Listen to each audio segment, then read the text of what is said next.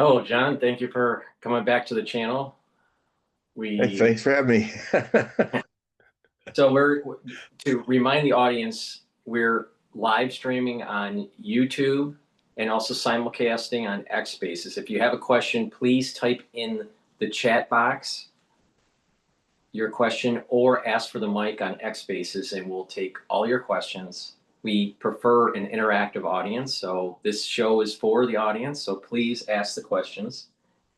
And in addition, I have two additional channels that this recording will be on. So please subscribe to all the channels. The links will be in the description of this video. So please subscribe and help support the work by clicking the link to John's website to sign up for his periodical and also sign up for reading. We will remind the audience on what that entails. But as we continue, thank you for joining, John, and Yeah. how's things going? Well, the one thing I've noticed of late that maybe could apply to us as well is a lot of my sources online have, including some of my best sources, are there must be something going on in YouTube or something that's causing it. But they say if you want to support and get more eyeballs and interest to our show, to Paul Cottrell's show, just click the like button at the bottom right now, and that will actually tell the YouTube or whatever systems you're watching this on, it'll stimulate them to open it up to more people. So that's what I always do. I can't pay for a lot of the people. I watch hundreds of sources, so I'm always clicking the button to make sure they get more eyeballs and interest. So I would say to all of you who are watching right now, click the like button, and that would help us a lot to wake up the system to bring more people in. Good idea. So, John, the news lately. There's obviously the ceasefire. There's also, it looks like there's a pause with the Tomahawk missiles going to Ukraine that I noticed. Yeah. Um, then there's the No Kings, Yes. riot or Yeah. protest. Protests across the United States of Right. people uh, we don't have kings in the United States. We have elected presidents. Right. And then the shutdown that's going on in the United States. Also, even the debt crisis that's starting to loom in the UK and in France. In France, yes. There's political instability in France, obviously. Well, yes, I mean the the French government is trying somehow to limp along, but it could very well be that Macron will not finish his presidency because they're getting just closer and closer to a complete no confidence. Now, of course, he could do something that would really anger his people and say, "Well, I won't vote for a no confidence. I won't open it up," And he's done that before, and he's becoming the most hated man in in his own country.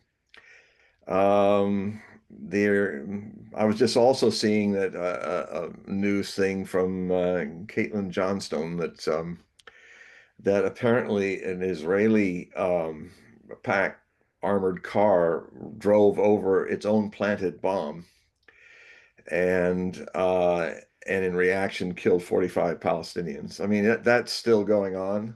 I mean this ceasefire, quote unquote, is very similar to the ceasefire that happened many months ago, where they only got to like step one, two, or maybe balked at three out of 21 steps, just like now.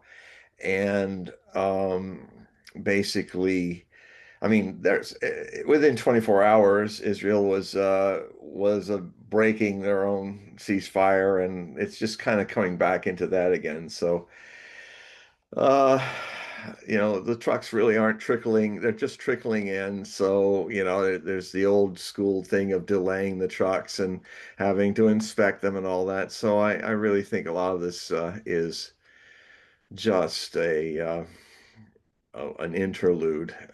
I know that in some of the new articles I'm writing, which next week I shall be publishing later next week in my new Hogue Prophecy report, the September into October report, um, is that they're just basically not doing anything it's just people spinning their wheels. The whole thing with Trump and his uh, uh, trying to do these silly things with the Tomahawks. It's the Tomahawks. It's possible that I kind of thought it was interestingly planned that the Tomahawks thing came up, and then not long after, it came up right when there was a huge U.S. Army convention showing new stuff to buy. And it just so happens that there is now from another industrial company that works for the military industrial complex. It's kind of an answer to this really foolish Typhoon system that it's allowed Tomahawks to be launched from land again. But it's such a big white elephant, massive, operatic, you know, like a 50-foot trailer that the Tomahawks peek out of, pulled by a great big truck, and then similar like 10 trailers for one of these things, and it only launches a total of 16 at one time, and it's got to be the biggest target that you'd ever see anywhere. And they have a few of them in the Philippines, pointed at the Taiwan area in China, but I mean, they're such big things that they could be blown away in no time at all, and they're like billions of dollars. It's a classic example of military industrial complex waste, excess, bad function, and a lot of profits for some people. But once again, another weapon that is profit based and not use based. Which is the very nature of our military industrial complex, has been completely exposed since 2022 with all these weapons that are rusting in Ukraine that we've left flaming on the Ukrainian battlefields. And the Russian weapons are much better and much more advanced. We can only so the only amount that Trump of Tomahawks that Trump can even send will be between 20 and 50.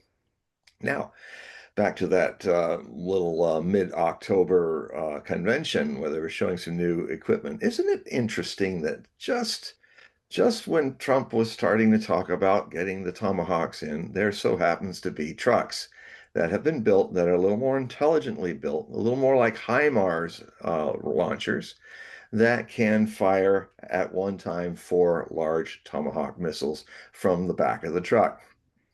And these ex-MAVs, as they're called, happen to have enough prototypes to perhaps send 10 or 20 of these, or perhaps maybe they're already there in Ukraine, who can fire these Tomahawk missiles.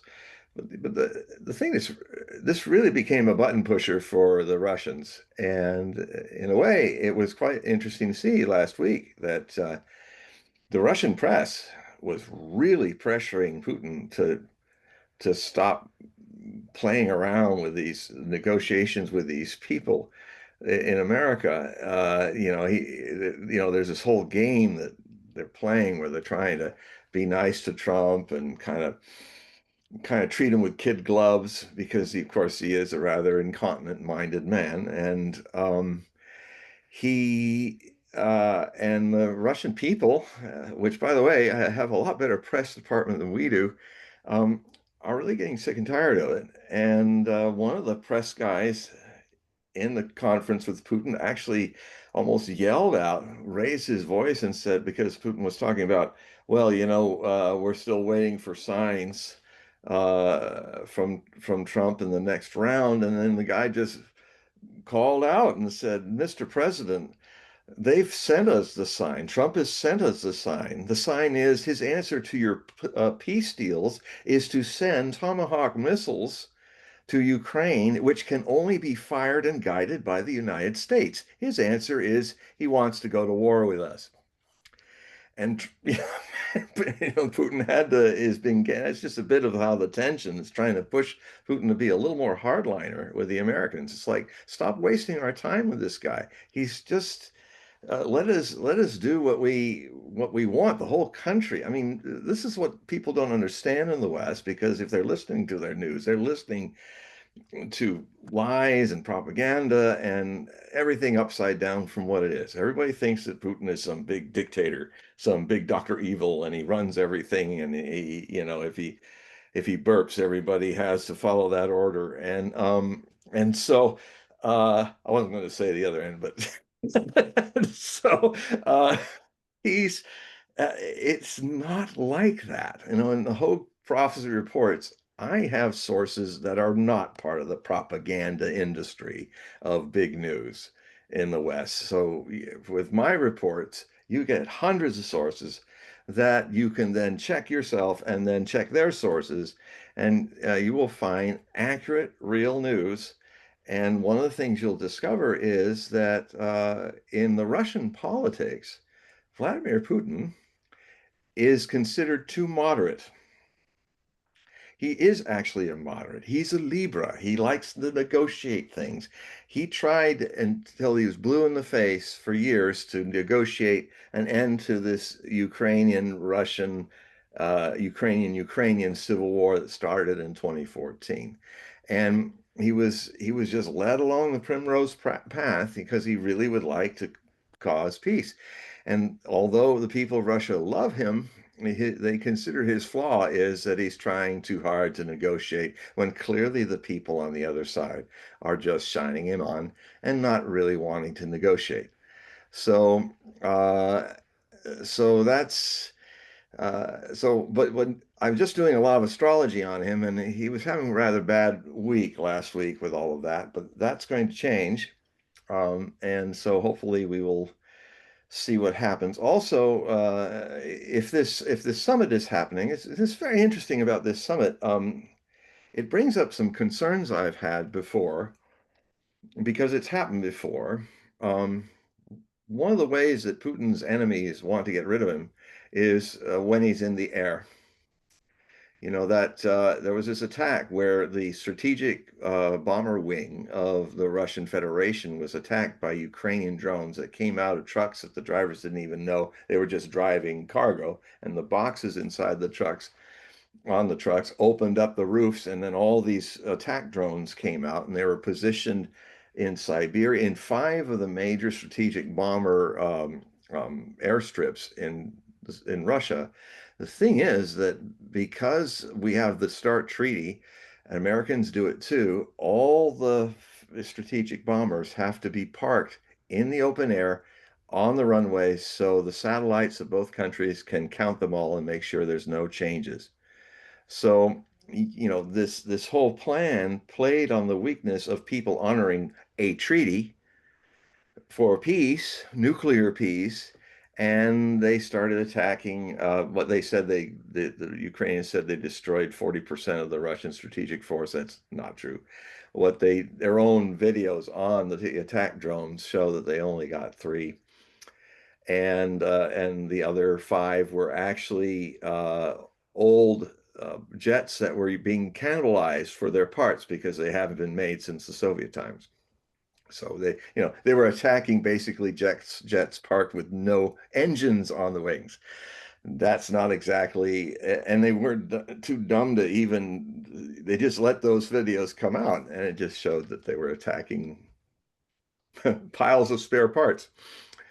And so this this this situation in the middle of that attack, there were swarms of drones that actually almost shot down the Russian president's helicopter in Kursk. when all that was happening. He was landing, and then they were going after him, attack drones from Ukraine, and they almost got the helicopter, but he managed not to be killed. And um, I can't tell you what danger the world would jump in a heartbeat if weapons guided by the United States or aided by the United States actually killed the head of the Russian state. You very well could have World War III from that, or some very, very strong counterattack, like hitting all the European leaders' offices with the Reshniks or something like that. I can't even imagine what a overwhelmingly stupid move that would be. So here we have this summit, which is going to happen in Budapest, in Hungary.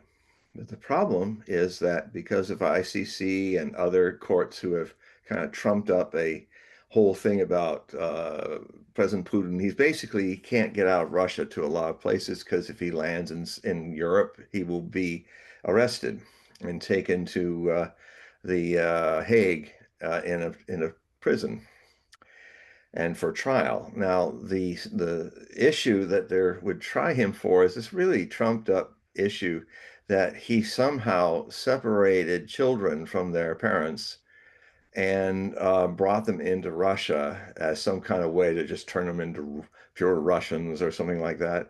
No, I've seen the situation firsthand from my contacts in Russia, some of them being American journalists who live there. And what really happened is that in the war, a lot of people got misplaced. And what the Russians have been trying to do and have been successful is give those kids a place to live while they try to find their parents and get them reunited with their parents. But the ICC went ahead and did this thing. It was purely a political motivation. I mean, there was a lot more solidity to what the world courts did over what Gantz and Galant, I mean, and Netanyahu were doing in committing genocide in Palestine.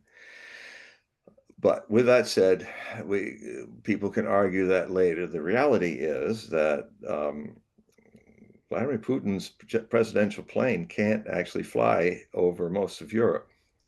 So it's going to have to take a very circuitous route. It's probably going to happen around Halloween or the first few days of November, this summit in Hungary. They're going to have to take a circuitous route from Moscow all the way down to the northeastern Russian coast of the Black Sea, where he will fly over that part of the Black Sea and over Turkish airspace, which is friendly. But he can't do Bulgaria and he can't do Greece. He has to go all the way deep into the Mediterranean, into international waters beyond the island of Crete, and then fly his jet with his escort uh, through the narrow mouth between Italy and Albania of the Adriatic Sea, and then follow the Adriatic up a bit and then turn northeast through friendly Montenegro's coast and mountains. And then you go fly over Serbia to get to Hungary. Now, the Ukrainians have been fighting in the Eastern Black Sea.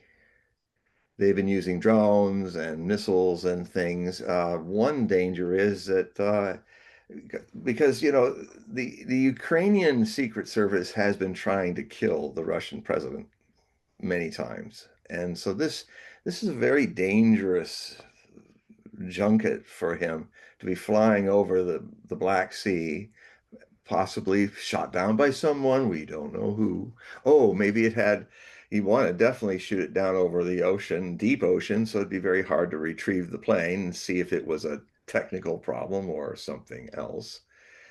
And so I'm very concerned again that this summit, it's this summit was actually, if they were following protocol, the next summit should have been Moscow. And Trump wanted it to like the idea of Hungary as another option. Now, Putin was okay with that. And so he said, yeah, let's go ahead and do that. So um, the good news is, I think the astrology is really good for the summit. The bad news is that either getting there or going home, there might be a slim chance that somebody might try to destroy the jet. And we have a whole new world of horrors potentially coming from that. So, like this third world war that's been conventionally fighting since 2022 going nuclear. Um, the other the other thing is that the Tomahawks. This is not the first time Tomahawks have been talked about. It's this thing that some of my best sources, Alex Crisifaro and Alexander Mercurius of the Duran, have often talked about that. I've even quoted some of their back and forths about it last year, where this whole idea of escalation elevator, where if you get on an escalator, you can't get off of it going back from where you're coming. It's very difficult because it's going up. Well, a lot of the ways in which people are escalating this conflict is just like that, where there are certain things they keep trying to do. The other pattern that's been in the West, with Biden and now with Trump, is this idea of, oh, we're never going to do that. Oh, we're never going to actually send Tomahawks, and they already know that we shoot them. Well, we won't do that. That might cause World War III. Well, and then, months go by and things go by, and then suddenly they're doing it. Now, somebody might say that maybe this is Trump doing his aggressive kind of art of the deal thing where he's trying to play a strong hand. And I can't deny that talking about the Tomahawks being used has definitely got the Russians' attention. But where Trump is dreadfully miscalculating, or the people that are thinking for him in his cabinet, who are complete neocons and completely drinking their own neocon or Kool-Aid, um, he's been convinced that doing these kind of things actually gives him a bartering chip, gives him more cards in negotiation. Threaten something. This is classic Trump, and they're playing to that art of the deal Trump. Threaten something really big, throw the other side off, and then kind of come back magnanimously and be open for another thing. And I think that's what he's going to do, going to see Putin, but it's a different Putin now. This so-called productive phone call that they had, apparently Putin laid down the line to him, basically, I imagine saying, hey, this thing's stalled. All the things that we talked about doing, because he's even more interested, the Russians are more interested in reestablishing a professional diplomatic connection with the United States that we used to have, that Biden dismantled, completely dismantled, to the point where the Russian ambassador in Washington, D.C. left because he had nobody to talk to. In no time during the long Cold War, from 1948 to 1989, when it officially ended, a lot of people say 1991, no, it officially ended in 89, according to the Russian and American leaders of the time, George H.W. Bush and Mikhail Gorbachev. In December, it was declared over in 1989. So all through that period of time, even during the worst times, the Cuban Missile Crisis or the Suez Crisis, and where even when when the Israelis in the Yom Kippur War were winning and they were actually crossing the Nile to take territory uh, from that was west of the line of the canals, and then Brezhnev called in to Nixon's offices and said, "Well, our paratrooper divisions are now in the air and they're heading for Cairo." to stop this incursion of the Israelis. And there was a 9 hour period there where we were back in the Cuban Missile Crisis moment. And this time, military forces were hours away from moving in, and you would have Russians fighting the Israelis and kicking their butts back over the Suez Canal. And then the Americans would have to come in, and there you have it, Armageddon. So it's interesting as I was trying to read what Nixon had to say in Nixon's own memoirs. And I found it very interesting that at one point all he said was, yeah, in the middle of all this stuff that was happening with Watergate, because it was right when it was all coming apart, 1973. And he said, and then I found out that for 9 hours there, we almost had a nuclear war with Russia. And it's sort of like matter of factly. And I wonder, why is he saying that? Well, it turns out, long story short, Henry Kissinger and the chief of staff, basically, the chief of staff said to Henry Kissinger, "Where's the president? We've got to do something about this." And he said, "Mr. Kissinger, the president is hammered. He's drunk." So Nixon was drinking during those final times, talking to the portraits of presidents in the hall alone, and that is actually true. And so the president was drunk. And so the chief of staff and Henry Kissinger had to just pretend like they were getting orders from him because somebody had to do something. The president was incapacitated to do any of this. So they both, in 9 hours, settled the whole thing down. Um, and it's, it's quite a story. Um, so the the the the Tomahawks will probably come up again in these talks if this goes on. Um, I'm hoping that the message that cordially, but a little bluntly, that the Russians have been very cordial and treating Trump with kid gloves, like he's an 8-year-old, um, bucking him up because he's vain. And because how else do you talk to him? This man changes his foreign policies according to the last person he was listening to. If Trump, if the Russians are the last people he's listening to, he'll have some really wonderful, wow, we could really go somewhere with this. And then he'll sit down and Keith Kellogg's Frosted Flakes will come in and tell him some BS, neocon BS, and then he'll go, oh, well, the neocon BS says this, we will do this. I mean, the problem is we have a president this will be the second president in a row that's having cognitive decline. Uh, and he's not the same man. Sometime around March, he stopped being the guy who won the election. There was something faded. And his voice got monotonous, and he's really talking like this all the time now. Well, it's really great. It's really not like, it's really great. It's one of we're going to do this. We're going to do. Well, it's really great, and it's so great, and we have a great country and great leaders. And did I say how great it was? Even a man of limited vocabulary, he used to know how to read. It comes up like spurts where it's back. The old Trump is back because that's what happens with cognitive decline. Um, but but his vocabulary, which was never great, which always seemed to like to, for a hypnotic effect, say a thing. Well, it's terrible. I got to say, it's terrible that this thing happened. You know, he does threes, and he's done that since the beginning because it's actually a hypnotic suggestion technique. And uh, I feel as though when he speaks, it's as if he's doing some sort of real estate deal.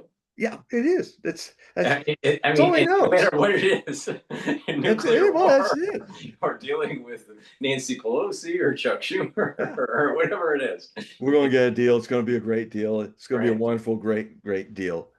You know, you know, and because he's I don't know. The man doesn't read. The man No, doesn't study.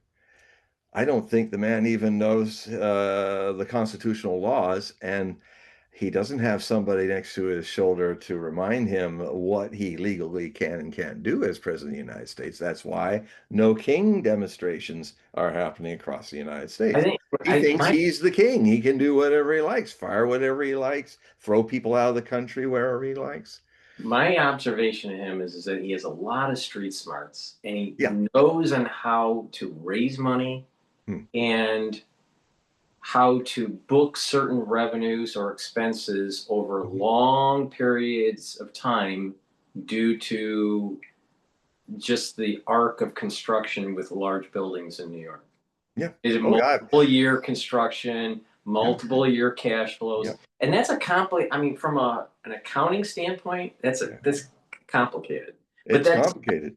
so he has smarts, but he's not intellectual. They're different. They're totally different, and he's surrounded by a lot of people just in DC. I'm not talking about his cabinet, but just in DC, that's where the intelligentsia is. And so you have a lot of people that are intellectual, but and some of them are smart too, but they don't have the street smarts that a New Yorker, had to because he was a Queens guy. So being Oh, a yeah. major real estate guy in Manhattan, he Yeah. really had to climb up a mountain to do it. Yeah. Oh, yeah. There's nothing more It wasn't challenging. given to him at all. So he And I had to. and his book that was written for him is his words and stuff. And it's him. And I still say, you want to understand Trump, read Art of the Deal. It lays it all out, and it is one of the most competitive markets of real estate in the world. And he knew how to do that. He knew how, because there's a bit of sleaze factor and a little bit of mafia mixed in and all that, because it's Manhattan Island. You know, he he knew how to play that. But when I was watching him and when I was writing my book a year before he ran, and his astrology, I kept thinking and talking about in the book the things he would say, because he knew this side of the political game, the one who's the outsider looking in, and you're dealing with the government officials of New York City. He knew that side of it, but one day he finds himself on in their chair looking out, and he doesn't know that world at all. He knows how to deal with it as the businessman, but he has no knowledge. The man has never studied any of the presidents or anything. I mean, Kennedy and Nixon and all these people, Reagan, they all studied. They, I don't think the man's ever picked up the 4,000 words of the U.S. Constitution and took a little time to read it. Um, he doesn't read. So that means he doesn't read reports. Most presidents are reading lots of reports. Most presidents are inviting in people outside of their inner circle to just pick their brains. Specialists of this, specialists of that is very common. But he has he is depending way too much on channeling so-called experts that all have very obvious agendas, that and they see a guy, this open channel, which he is, which I always said is his greatest strength and is his greatest problem, this wide open channel, who will channel whoever is in front of him. And a lot of the deep state Denzians, they said, ooh, we can just kiss him up a little bit and tell him how great he is, and we got him in our hands. And it started in the first term, but now that he's more frail because of that delay, I mean, there's the karma of the fraudulent votes of 2020. That it and I write about it, that because Alzheimer's is in Trump's family. Oh, is it? I didn't know that. Oh yeah, it is. Yes, his father had it. His father had it and died of it. His older sister had it and died recently of it. And so I did the patterns of when the symptoms started to happen. The thing that's unfortunate about this delayed 4-year term is that Trump, before this term is out, will be in the same period that his sister was starting to show signs. It's the other there's cousins of Trump that have written books about the Alzheimer's in their family and all. So there's some of my sources. It's in the records of this. So Alzheimer's is very strong in his family, and it comes quick when it comes, and it comes maybe about now. Not stuff. For a long, long time, people would dispute that Biden had problems, but I some of my relatives have the strain of Alzheimer's in their body too. So you start to see the signs, and so it comes on slowly at first, and then it comes very rapid. And the tendency in his family is it actually comes more rapid than it did in Biden's case.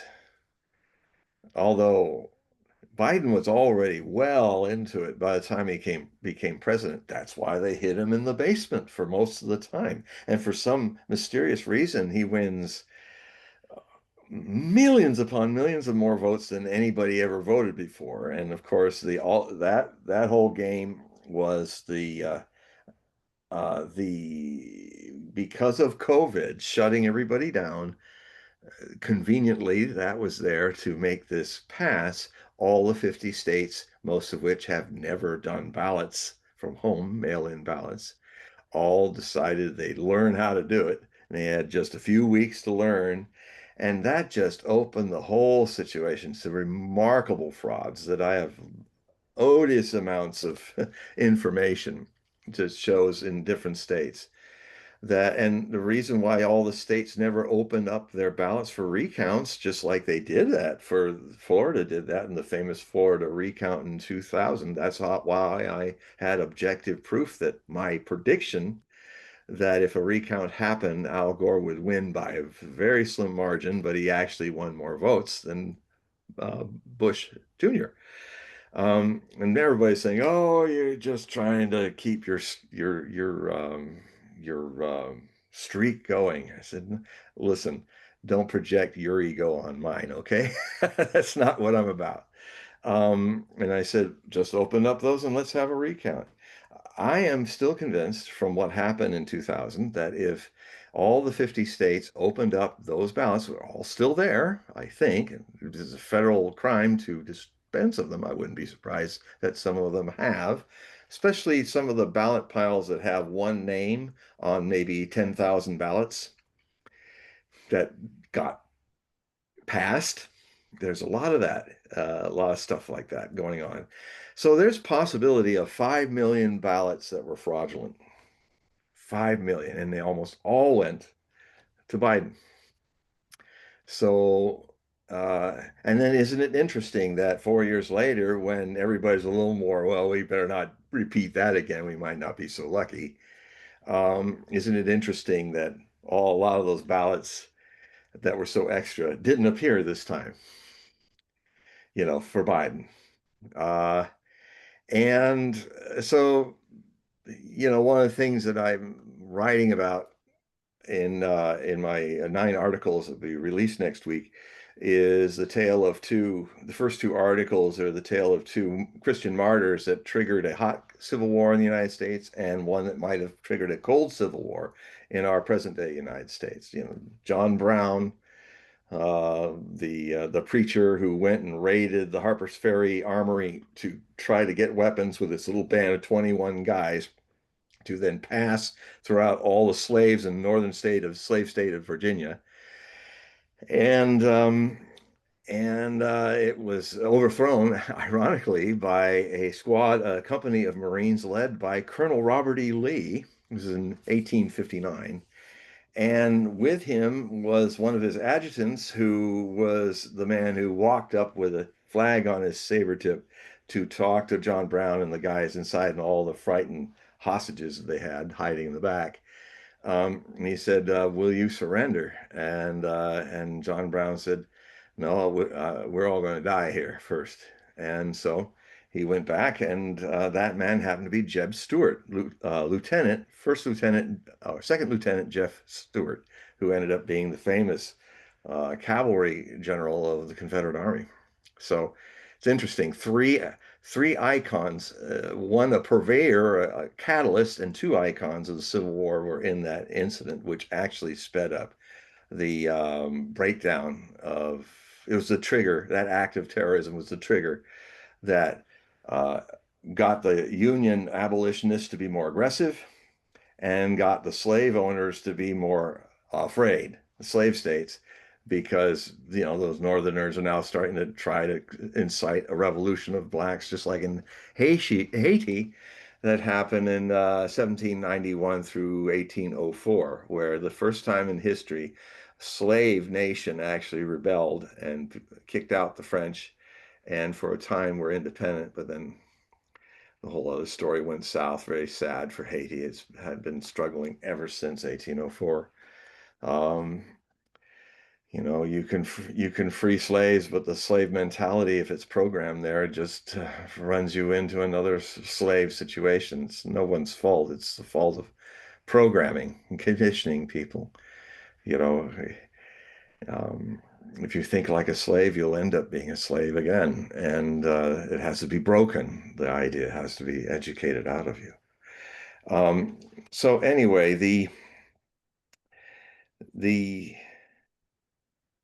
while all these moving parts are going on, where all this consideration of doing a summit in Budapest, which has some astrological positives in it for the two men that will be negotiating, but again, it's like um, it'll probably just go back to the same thing again, with a difference.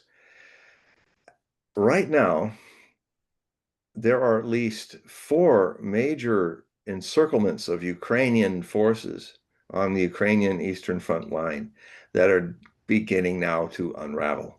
The Russians are in Pokrovsk, have just moved rapidly now. The Ukrainian defenses have collapsed in the city, and now the Ukrainians are trying to retreat to the north end of the city.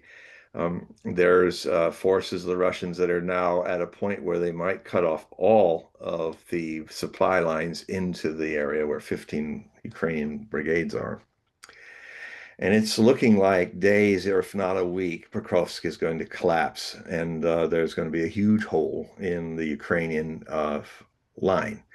Similarly, this is happening in the Zaporozhye offensive, is taking out these fortified villages, and when those are down, there'll be a wide open step for the Russian forces to advance and do, as I said 2 years ago, would be the way it would happen: roll up the Ukrainian line, get just behind the Ukrainian line, even use the second line of fortifications that was supposed to be their fallback, and from there just roll them up. And so uh, we seem to be coming at the other thing too is that it's not being reported by mainstream news, but the assaults of the air attacks that Russia has been doing across the Ukrainian infrastructure has been of a level never seen before in this war. It is quite something, and it has systematically hit all the power stations that run the railroads. It's also the drones have been. I mean, the Russians now build Garan drones at 1,000 a day, and because the Ukrainians can't shoot down the missiles anymore, even the slow cruise missiles, the Skanders, and they can't shoot it down. Their anti-aircraft system is completely broken. Um, and mainly because it's machined by Patriot missiles, which have never been any good. Not even back in the Gulf War were they any good. So the what has happened is that now they're not shooting so many missiles in at this moment, maybe only 160 or 170 rather than 800 drones and maybe 25 missiles each night. I've seen the footage from my contacts in Ukraine as well as out that show what's going on. And, the entire Kiev, the capital, was down. All the lights were out, and everybody was going deaf trying to walk in and out of their apartments and businesses because of all the hundreds of generators going ring. And so they're going through all that gasoline too. It's the beginning of autumn. It'll soon be winter. And the idea is that to end this war or to pressure the Ukrainian government to come to the peace table and get real, the Russians are taking down the infrastructure. This is war, folks. It's not nice. Wars are terrible. Wars should never get to the point where they're fought. But when they're fought, the kind of winning that requires, and the Russians have been up to this point, not actually the casualty rate of civilians is one of the lowest in any modern war because the special military operation that they're doing, that's what they call it, is not really a full-scale attack. I mean, if this was full-scale war, all the Ukraine cities would be in rubble, just like it's Germany, and millions would have been killed. And this is not happening because, frankly, the Russians don't want to do that because this is more a civil war than a war against another adversarial country, and it, it actually has more interphase of families mixed in both sides than anything we had in our Civil War. I mean, it's almost everyone because the Soviet Union, before it collapsed, everybody mixed and moved throughout the vast Soviet Union. People married, people commune with Ukrainians and Russians and White Russians and all this. And so Ukraine has actually, as a country, never been an independent country. They've just been a larger province of the Ukrainian Soviet Socialist Republic at that time. And so this whole idea that Ukraine can be a country has problems because there's a whole lot of provinces that were added to Ukraine that aren't Ukrainian. And that's been the problem. And they were okay. I know because I watched thousands of hours of the people talking about this in the Donbass region. They said, "Yeah, I grew up here." I said, "Well, I'm a Russian living in Ukraine, and Ukraine's my country, and I'm fine with that. Let's just do that." But then what happened was that when the 2014 coup that we financed and directed that overthrew the democratic elected president of Ukraine, Yanukovych, who was a Russian Ukrainian, and replaced it with neo-Nazis of Sloboda and right sector, Banderized, some of these people are the grandchildren of Hitler's best non-German allies in the SS, the Ukrainian Nazis, who did most of the hard work, did most of the managing of the death camps, and had a big part in being the people killing 50, 60,000 people in Babur Yar in 1941. This is a ravine outside of Kiev where 40, 50,000 people were told to meet there, and then they were systematically killed, mostly by Ukrainian Nazis. So, in my writing, I try to give you a context that will not be told you. I mean, I'm sure many of you who are listening to this show right now don't even know that Ukraine has a very serious fascist problem. And one of the reasons why this war, the civil war with the Russians happened is they weren't looking for it, but as soon as the US put another government in that nobody voted for in the democracy of Ukraine, yeah, maybe the nationalist Ukrainians were happy to have it forced upon everybody else in Ukraine, but 40% of the country, which was Russian, it wasn't a problem. They were living with the Ukrainians, but now you've got people in the government that say, I mean, put it like this way, what if we had a government where that was imposed upon us in Washington, and they decided that all the people that are woke should be eliminated, cast out of the country? Or let's put it another way. Let's say a dictatorial government imposed by another foreign country uh, put a president that we didn't vote for, but um, maybe he was pro-woke, and so the woke people are all happy to have him there, even though he never earned their vote. But he's going to go to war on all the rednecks in the red states and say, no, we're you can't think and practice your view of American politics. It's illegal now. Just like what happened with the Russians in Ukraine, the first thing that the Ukrainian Nazis did when they took over the government was, with our help, was say you can't speak Russian in any governmental building. You are forced to only speak Ukrainian. And then they started saying, we're not going to let you teach Russian in schools. You Muscovites, they started calling them, are not the same as us. You are secondary citizens in this country, and then what they did is start cutting off all the resources and just using it in the oblasts that were filled with Ukrainians. And then there's a province that's far west and deep into the Ukrainian area on the Black Sea coast that's called Odessa. Odessa has been for 300 plus years one of the most Russian populated cities in Russia. It's a port city. There, during the first stages of this new regime that was in there in 2014, a lot of people, Russian Ukrainians, peacefully demonstrated and had a little like people's camp, Russian people's camp, in front of the union buildings, tradesman building.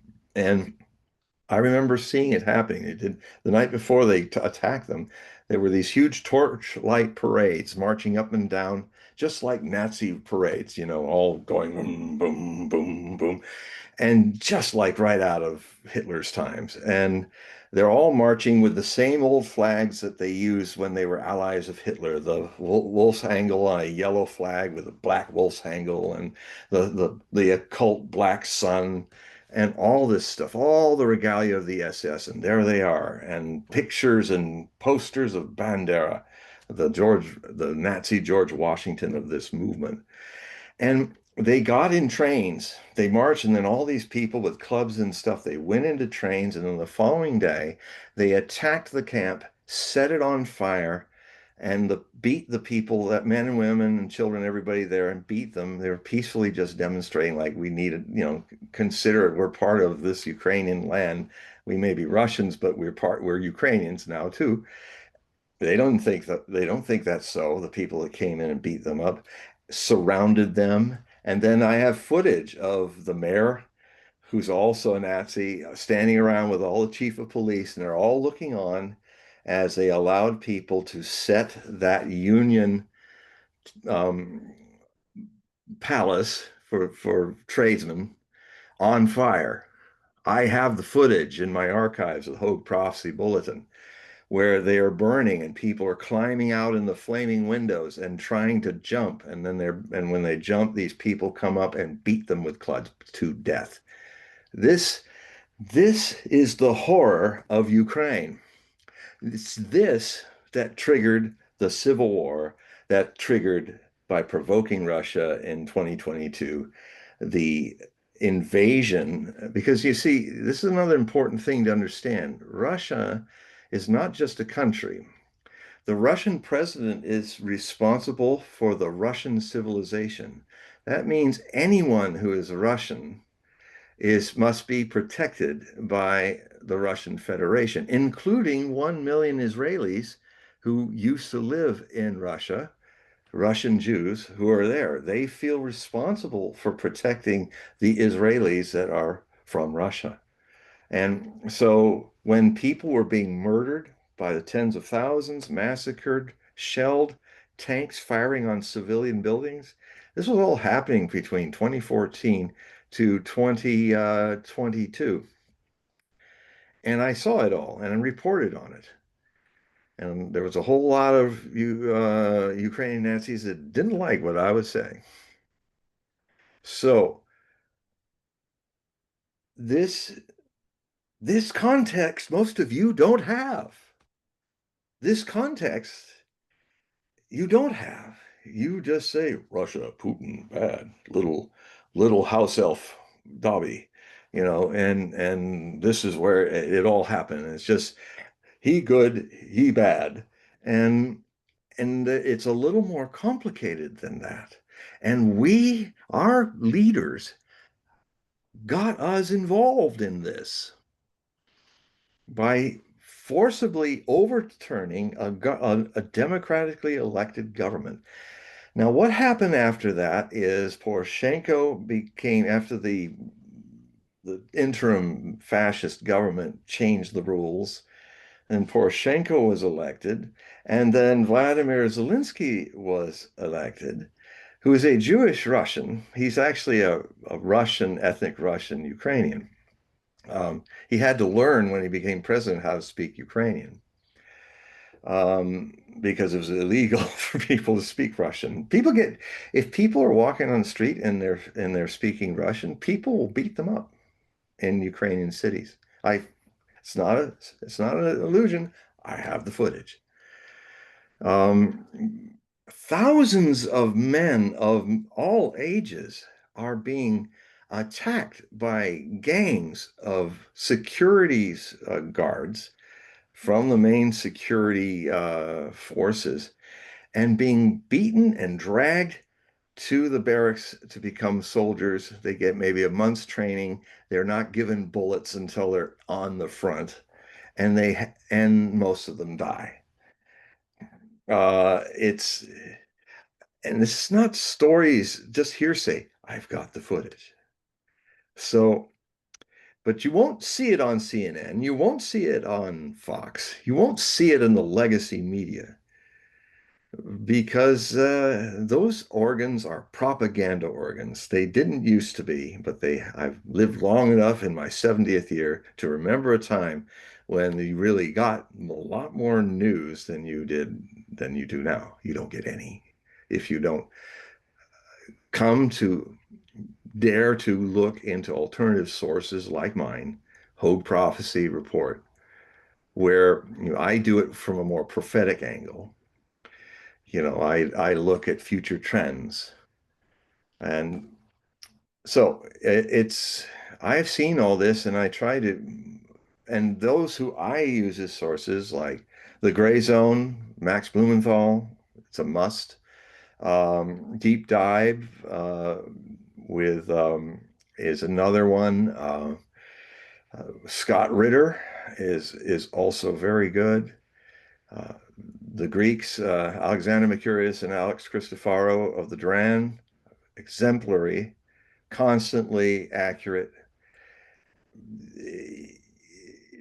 The main reason why this is so important from a prophetic angle is that I wrote a book once about a group of prophets spanning from the 7th century to the 17th, to a few from Nostradamus' time, including Nostradamus and Edgar Cayce, and so people from the 20th century, that all had a remarkably accurate record for predicting World War I and World War II. And some in ways that are so hard to do that it's very rare that any prophet can do that, where he names the year or how long it will last or what kind of weapons will arise. Now, one thing that happens, there's 3 world wars. They all see 3 world wars, not 2. So we may be in it now. And the most important vision that is so germane to how you are misinformed is that it starts, Matthias Stormberger from the late 1700s, who was a cow herder in Bavaria, and his stuff was later set down before he died in 1820 because he was illiterate. But he said in the Third World War, in one day, more people will die than all the wars human beings ever fought. And the people will walk with their eyes wide open into these catastrophes. Your eyes are wide open to bunk, and you're walking right into the catastrophe. And my work is to help you put a soul behind those eyes,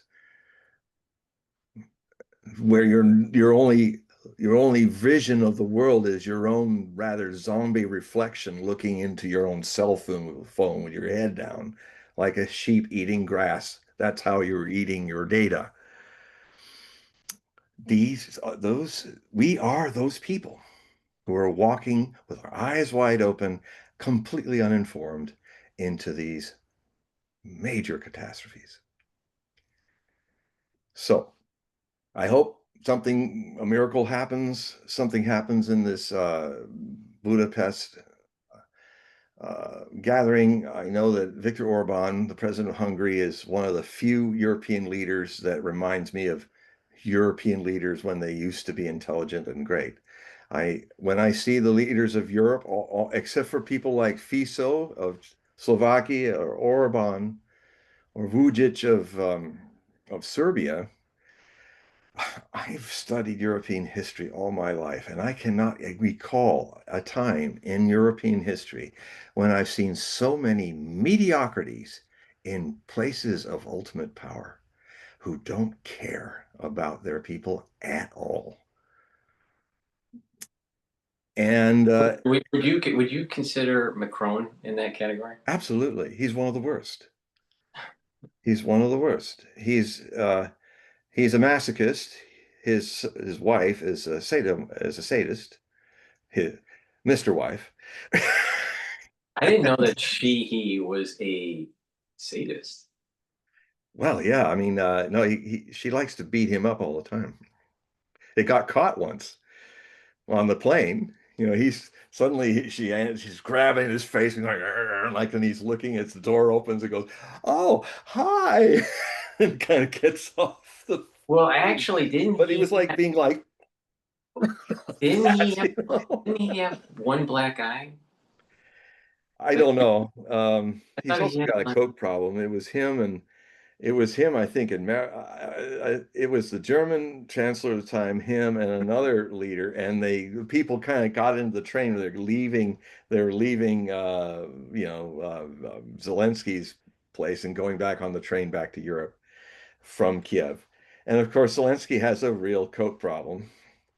I have footage of that too, of him high as a kite in the presidential office.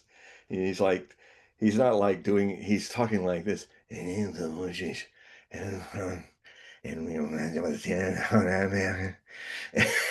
he's and he spins his chair and goes, oh. And they tried to get it off. The government tried to erase it, but once something an instant appears in X or something, it's there. So yeah, he was absolutely higher than a kite. And he also does this when he's been doing it a lot. Right, right. Classic. And his political activities, his decisions, very much is kind of over the top hope that crashes, like, oh, now we'll get the Tomahawks. Now we'll win the war with it. We have 3 time zones. We're going to defeat a country which is 11 time zones. We have maybe only 20 million people left. Everybody else has left our country. They have more population because they're all coming out of Ukraine, 150 million. Um, our little army, which is somehow misplaced 2 million men, who are probably all dead, with only less than 600,000 active combat troops, up against nearly 1 million Russians. We're going to win that. 50 Tomahawks. Yes, yes. Oh, yes, even more. I see this coming. this is a druggie talking. This is the kind of degenerates that are that are running Europe. So these guys were all trying to hide the coke, and they all came in. Oh, and Macron kind of tries to put it under this and all. And it was definitely it was a bag of snow.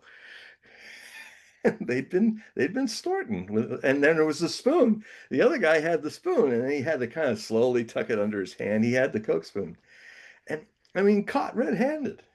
This is your leaders in Europe, and Macron. French are a nuclear power.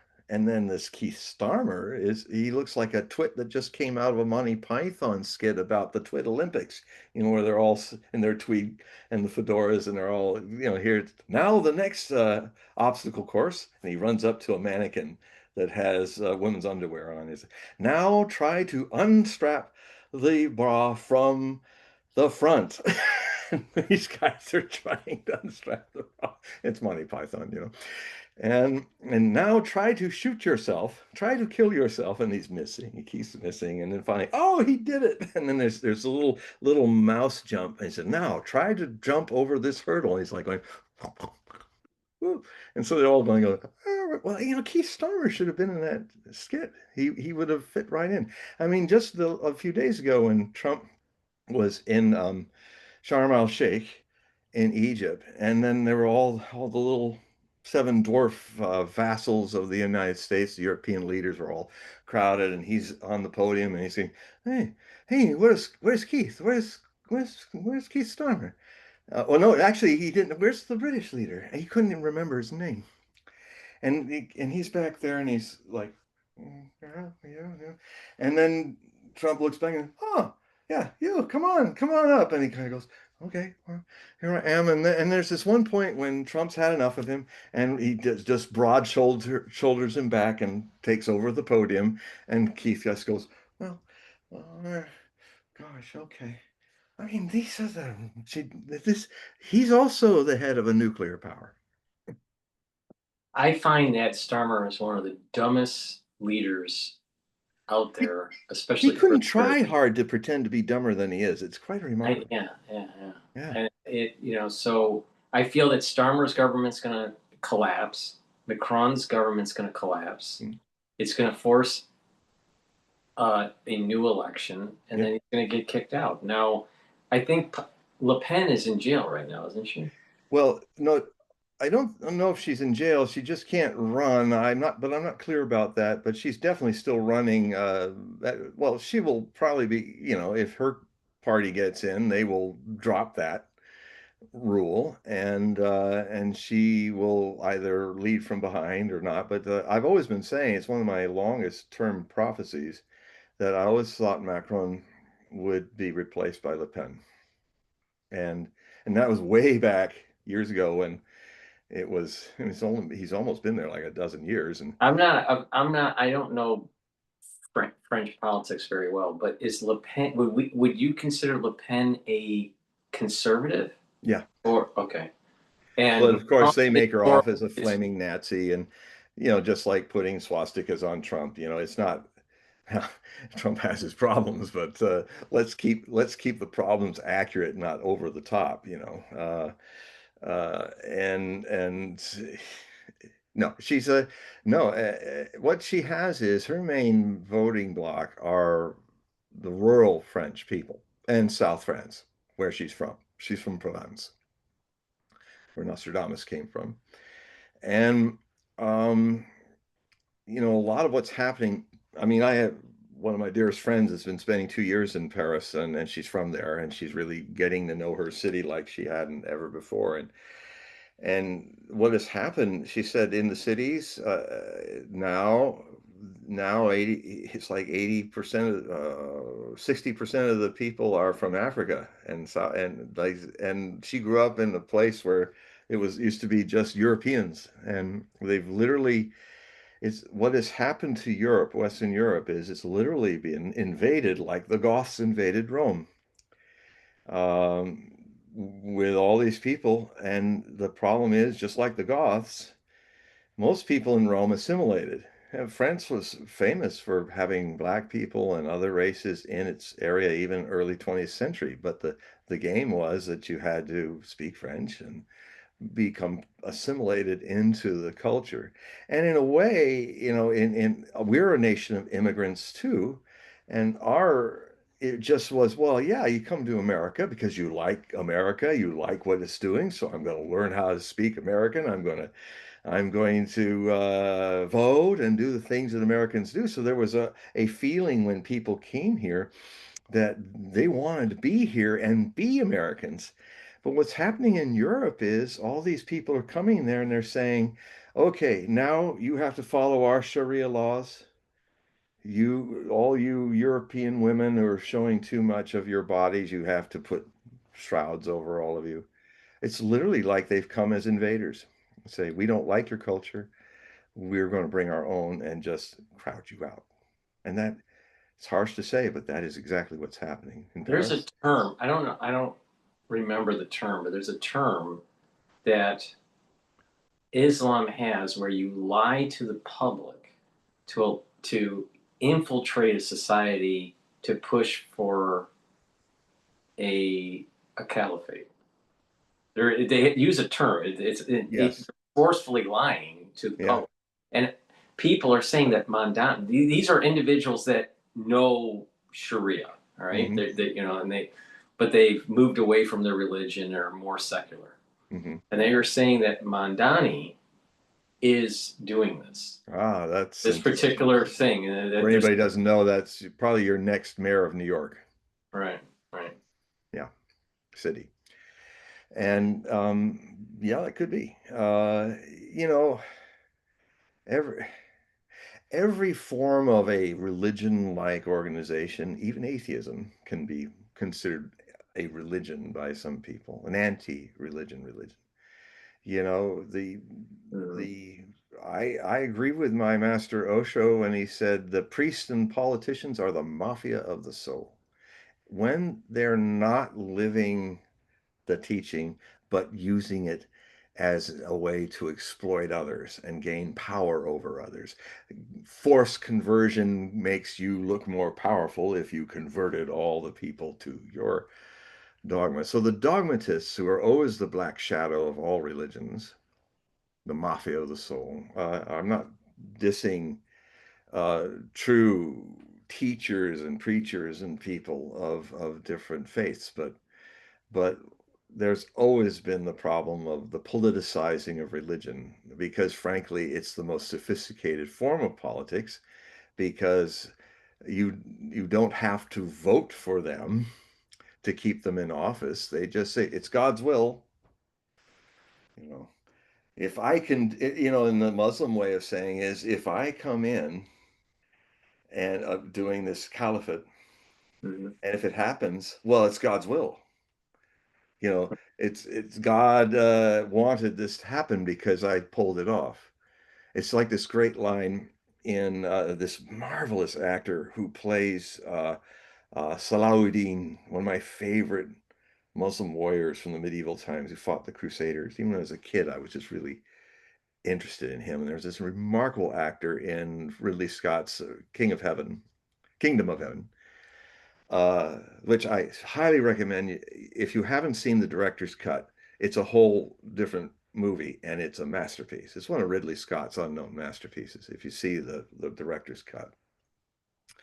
Well, anyway, he's got the Caliph of the Sunni sects, played by a Mexican actor, really convincing.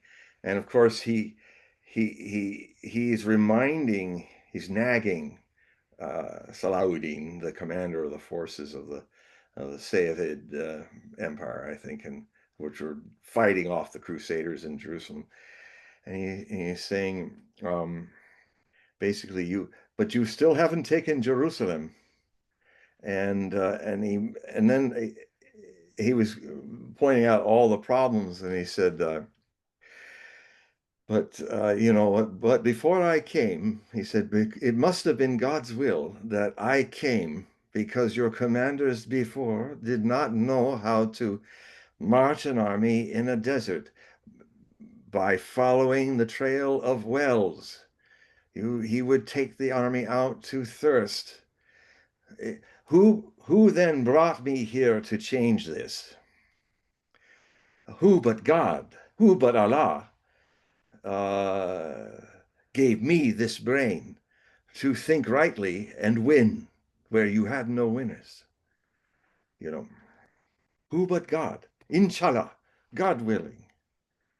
I, I mean, it's interesting is the I mean, it's a very interesting, almost revolutionary concept for Western religions. This concept of Allah is a um, is not to be made into a statue and worshipped. In fact, Muhammad rose out of the Arabian civilization of that time, which is all animist.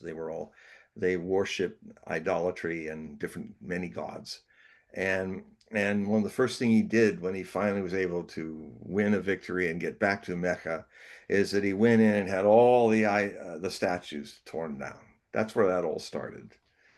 It was it was considered blasphemy.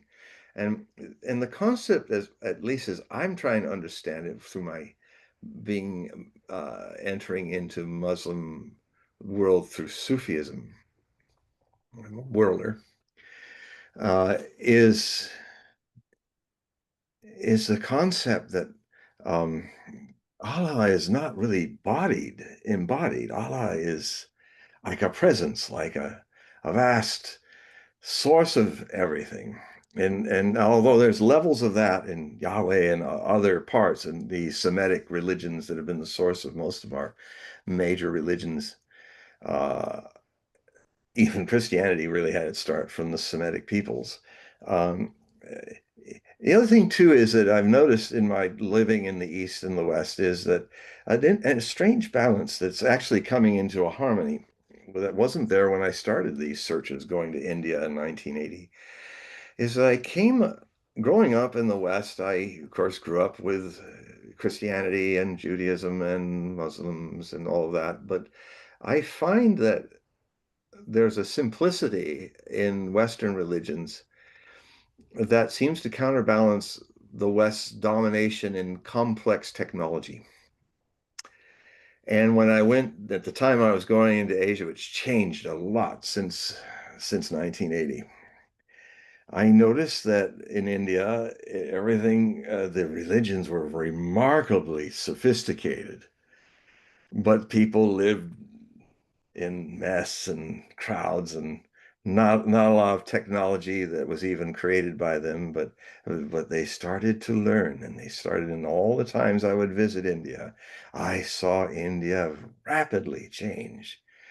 And until now, especially in the cities, it's just as Western as anywhere else. And so there's been a blending of that. And of course, certainly a lot of people in the United States in the 60s were influenced by Eastern teachers, Bhagwan, Osho being mine, that also changed the way we look at religions and made it a little more richer in that. So, have we got anybody waiting for a question to ask Well, a question? there was two polls that I created, and it's interesting the data Ah, of the poll. So the first poll was dealing with the Tomahawks. Would they be sent to Ukraine? So 60% of 10 voters, it's a big sample size, right? six, But yeah. 60% thought that the Tomahawks would be sent. 40% thought that they would not be. And then the other poll was about would the Gazan ceasefire remain? 90% say no. Yeah, I agree with the 90%.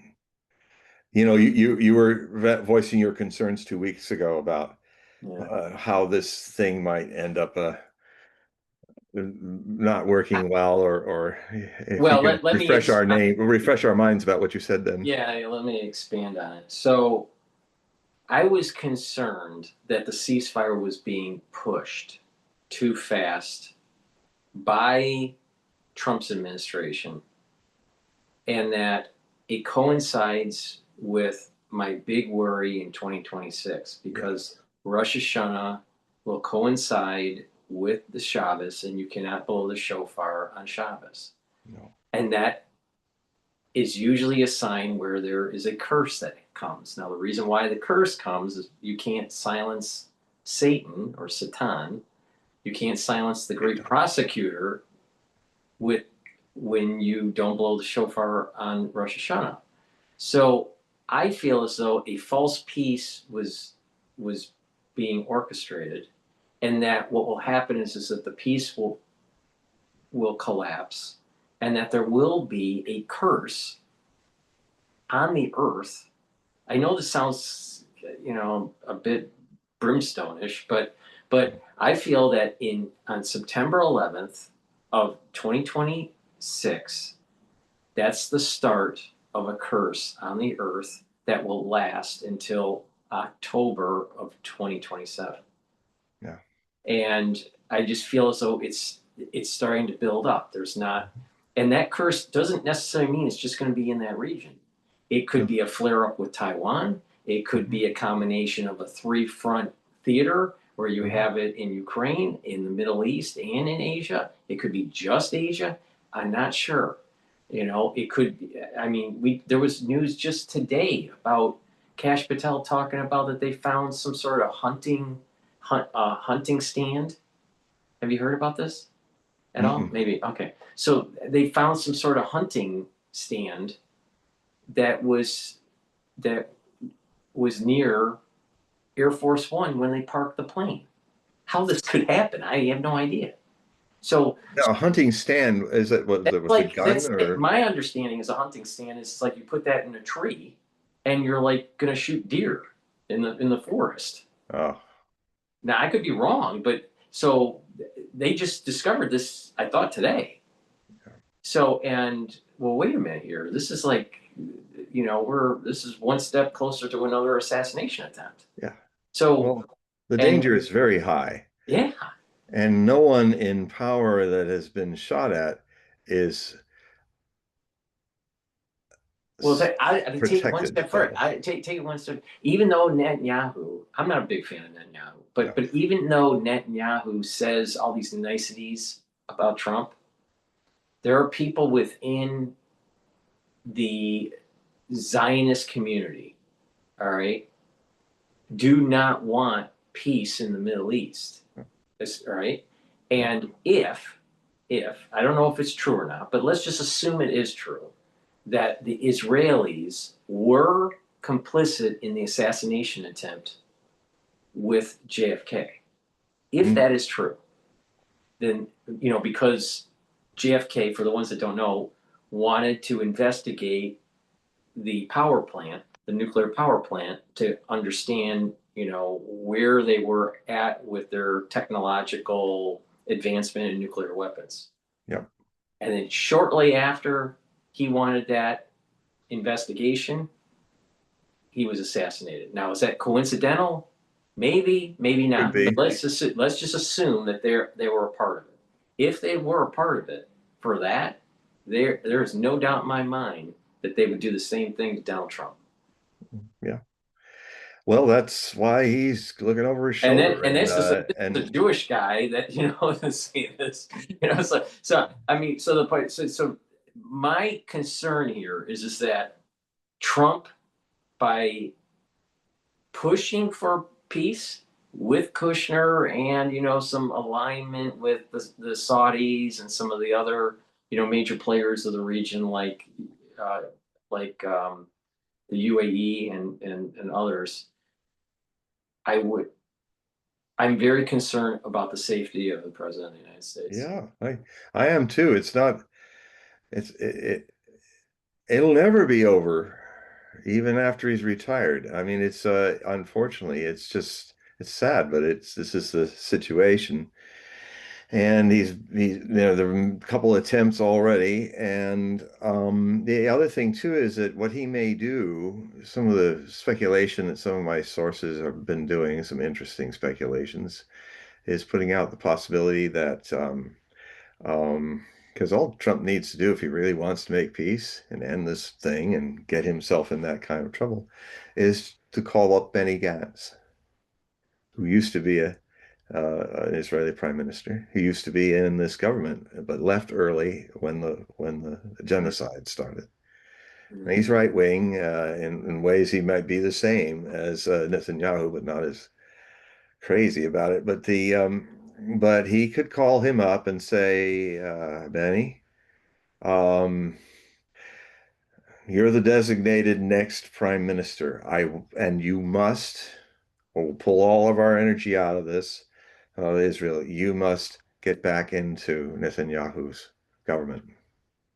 And then when you're there, you make a deal, you pardon him, you exile him to the United States, and he'll be okay there. Won't, he'll be able to live out his days, and his son's already living there, avoiding the draft and avoiding his responsibilities to go to war in Gaza, as all youth in Israel have to do, serve.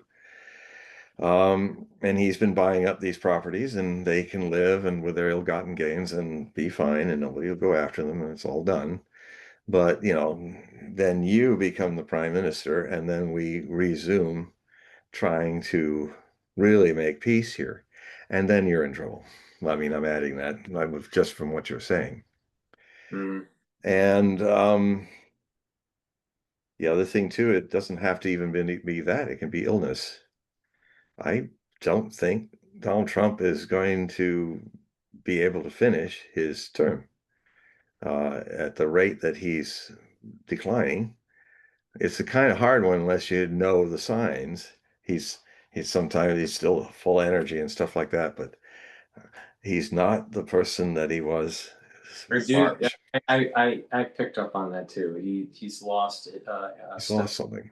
Yeah, And no, he's is monotone. In fact, some of my other sources, like Larry Johnson, who used to be a CIA guy in Central America, and very very good source for a lot of that stuff.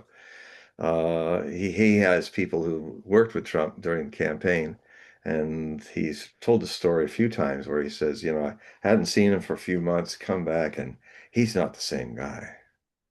He's not the same guy. Something's lost, something gone. I had the mm, same feeling in March of this year. I said, something's happened to the president. He had a stroke or something, a small stroke, didn't to stop anything he was doing, but something sagged in his brain.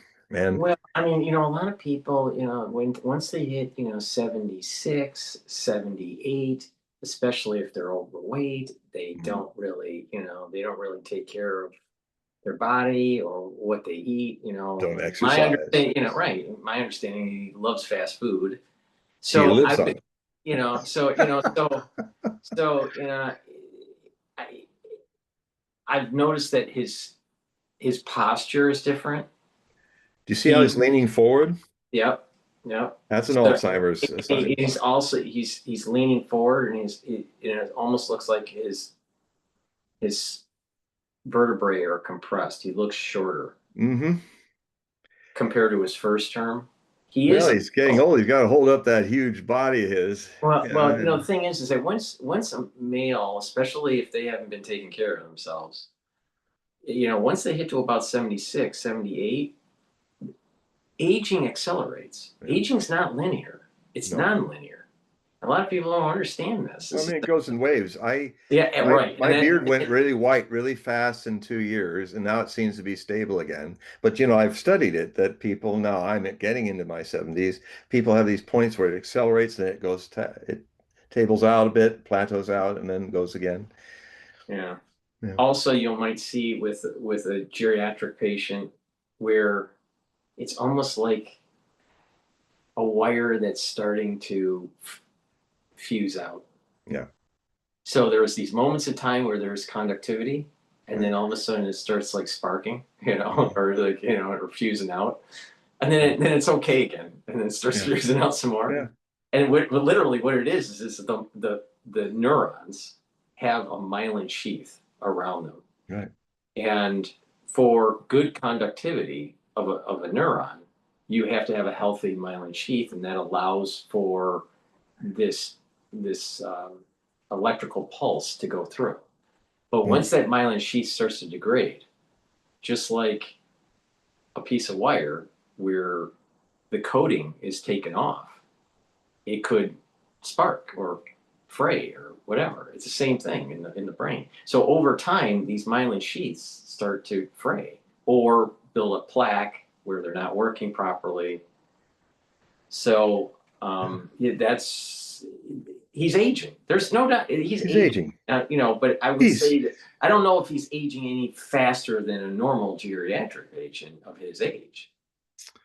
Well, I don't know, but he's got a lot more stress than most of them have. And he used to thrive on the stress when he was younger, but he's one of those high energy guys. My father was like that. He was very high energy, but so he would just push through. And then when all that started to fall apart, he literally fell apart in 3 years and died at the age of 71, looking 91.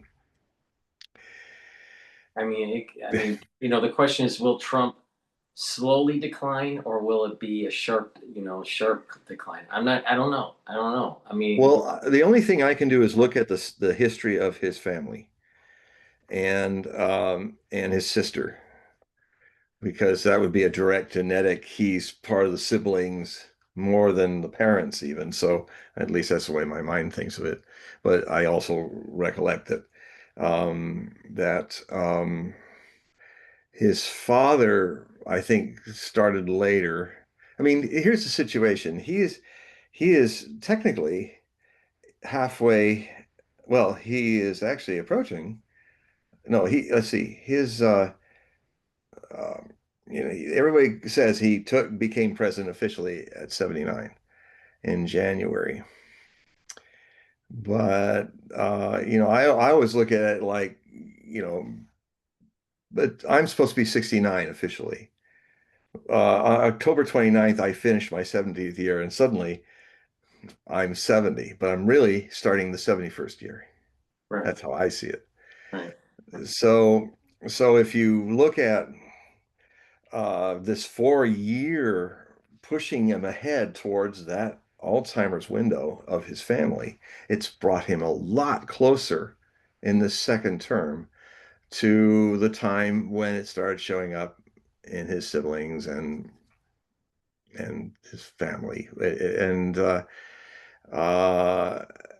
I mean, what happened with his father is it kind of came on fast, but then he was still physically vital. And I mean, he'd do things where he'd be in his wife had go to work. You're driving me crazy, just go to work and drive them crazy, because he didn't want to be at home and all that. So he'd be in the limousine, and suddenly he would just think, "Gotta get out of the limousine and go walk down the street in New York City." So his dad, Frank, would do stuff like that. And it's really telling how this whole kind of childlike thing about I've stopped 8 wars, 9 wars, and he's talking about things that never happened, that he never did. That started in the last month or so. That he's starting to tell elaborate stories, and it sort of reminds me of Biden saying, "Well, his son died in Iraq," which he didn't. You want to And hear a even story? in speeches, and my son gave his life in Iraq. He Let me means tell it, you. but Let me tell you a story that I have not told anybody in a long, long time. The first time that I noticed that my grandfather on my mother's side started having cognitive decline was we were at a Big Boys. You know what Big Boys is? oh, sure, it's the hamburger guy, Yeah. All right. Bob's Big Boy. We were at Big Boys on a weekend, and that they have this a breakfast buffet type Right. thing. All right, and he was complaining to the waitress that the toast wasn't what he remembers the toast should be, and it was literally what he took was French toast, but he was complaining the French toast wasn't, and he wanted toast. Right? And so this is like, and he couldn't distinguish between French toast and regular toast. You put pancake He was syrup on the already in toast. What are you he was doing? already in his 70s when it happening when he was But this guy was always working. He was a CB in the Navy during World War II, and Wow. this guy was, you know, this guy could build and blow up anything. But the thing is that was probably my first memory of seeing someone really have cognitive decline. Mm, And so this was he was just turning, 70, 71 when this is happening. mm. But yeah, Work too it's hard. sad to see. It's sad to see. Yeah. With my father, I started noticing that his writing ability started to decline, and then he started stuttering. He was having problems finding words. He was losing his thought. He would repeat himself. Mm, But it started with he used to write very fluent, and it was just paragraph after paragraph after paragraph, and just a regular email. And it just, instead of 4 paragraphs or 5 paragraphs, it ended up being 2, and each paragraph was shorter, and the sentence structure was just not as tight as it used to be, and then it was just sentences that were all garbled, and you could see it. You could see in how it was changing. It was almost like he was slowly drifting away. it's interesting in a study of meditation that, yeah, I've encountered people in India and stuff that were really old, but they'd been meditating all their life, and they seemed to be still had a clarity. You know, Do you maybe think? they were shaking a little from their body being weak, but the mind was still sharp. Yeah, Um, I've seen and I it's. wonder sometimes. I've Hopefully, seen. it'll work for me. No, no, there is something about that, and I just have a hypothesis. I don't know Okay. if it's true or not, but I think it has something to do with when individuals are praying, they are they're creating a harmonic, Mhm. all right, and so by creating that harmonic, it's vibrating the skull and that cavity, and I think it's helping somehow the health of the neurons with that vibration of when they're doing a prayer, and it's like Yes. I'm just going to mimic it. It's not a prayer. I'm just mimicking Uh, it. It's like yeah. Yes. and it's creating a vibration in the cavity of the Yeah. skull. Well, I used to do for 6 months not Osho's Nata Brahma meditation, which is Tibetan humming. Yeah. And I did it in some of the ways he did it, but he talked also about how the Tibetans used to do it in the middle of the night. They would get out of their bed and sit there, and for 40 minutes they would go, mm,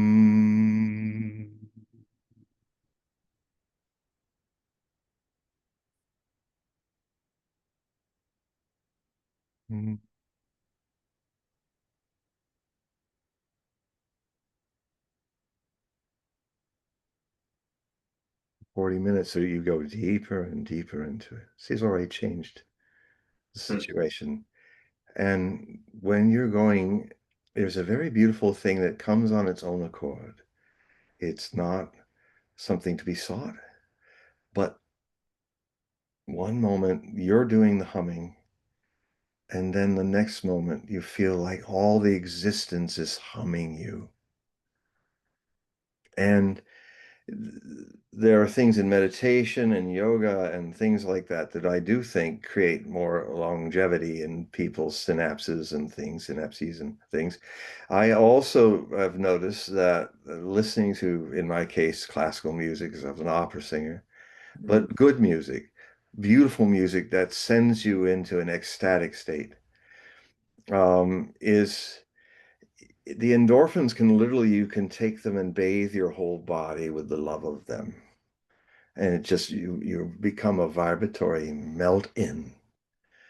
And so, and I do feel that it has reinvigorated my body. I can feel the changes. So, you know, since so much religion has music and meditation, things going on in it, I think that there's something there about this in my own experiences of it. Because, I still have, I could write another 80 books. I've written 53. written thousands of articles. I could write another 83 books, but when I got into my late 60s, I started to say, well, I am following the genetics and all. I think I can be pretty assured of one last good 10-year period before things are delayed or slowed down either by mental infirmary ended or health problems of getting older. So I have made a bucket list of the things that I want to have finished before 10 years have passed, before I'm 80 or 81. Uh, my mother was vital right up to her 80th year, and then her final 7 years was going into Parkinson's, having heart valves opened, and although her heart was very healthy, but the veins and the arteries were clogged, and then she had Parkinson's dementia, which is fortunate because it didn't take her mind away. She was there. She was be able to converse. It was slower and all, but she was there right to the end. In fact, when she was consciously dying, the Parkinson's dropped away and she was speaking normally. And Really? yeah, it was so there are some very mysterious because she was also a disciple of Osho and also a meditator. So, and then she consciously died. She said, "No more water, no more food. I just want to lay here and work on my death and just be there." And she died ecstatically. Um, it's so amazing to see she didn't shake anymore. It just stopped. I can't explain it. I was her nurse for a long time. And so there are so many things in this modern society that are toxic in vibratory sense, in diet, in the things people watch, that I I am not surprised to see a great increase in cognitive decline coming early. A lot of the things that are going on, I look at some studies of it in my studies of everything I study about what's going on in the world. And it's problems with diet and all of that is all consequential in seeing it seems I mean, I grew up when in the United States where it was rare to see a fat man. Yeah. I was just looking at this guy one time in Redondo Beach in a barber's chair. And I was looking through the window and he was so huge. And I was like, what happened to him? And now I find it hard to find anybody who's not obese. Right. You I know, mean, when I was a kid, I didn't know any of my classmates that were overweight. They were yeah, all normal weight. yeah, Some were thinner than others or more yeah, muscular than others, but they were all within a good BMI. yeah. Now, I would say the only people that I would say that were tipping to a 25 BMI maybe would have been a lineman football player. Yeah. But that was like borderline BMI 25.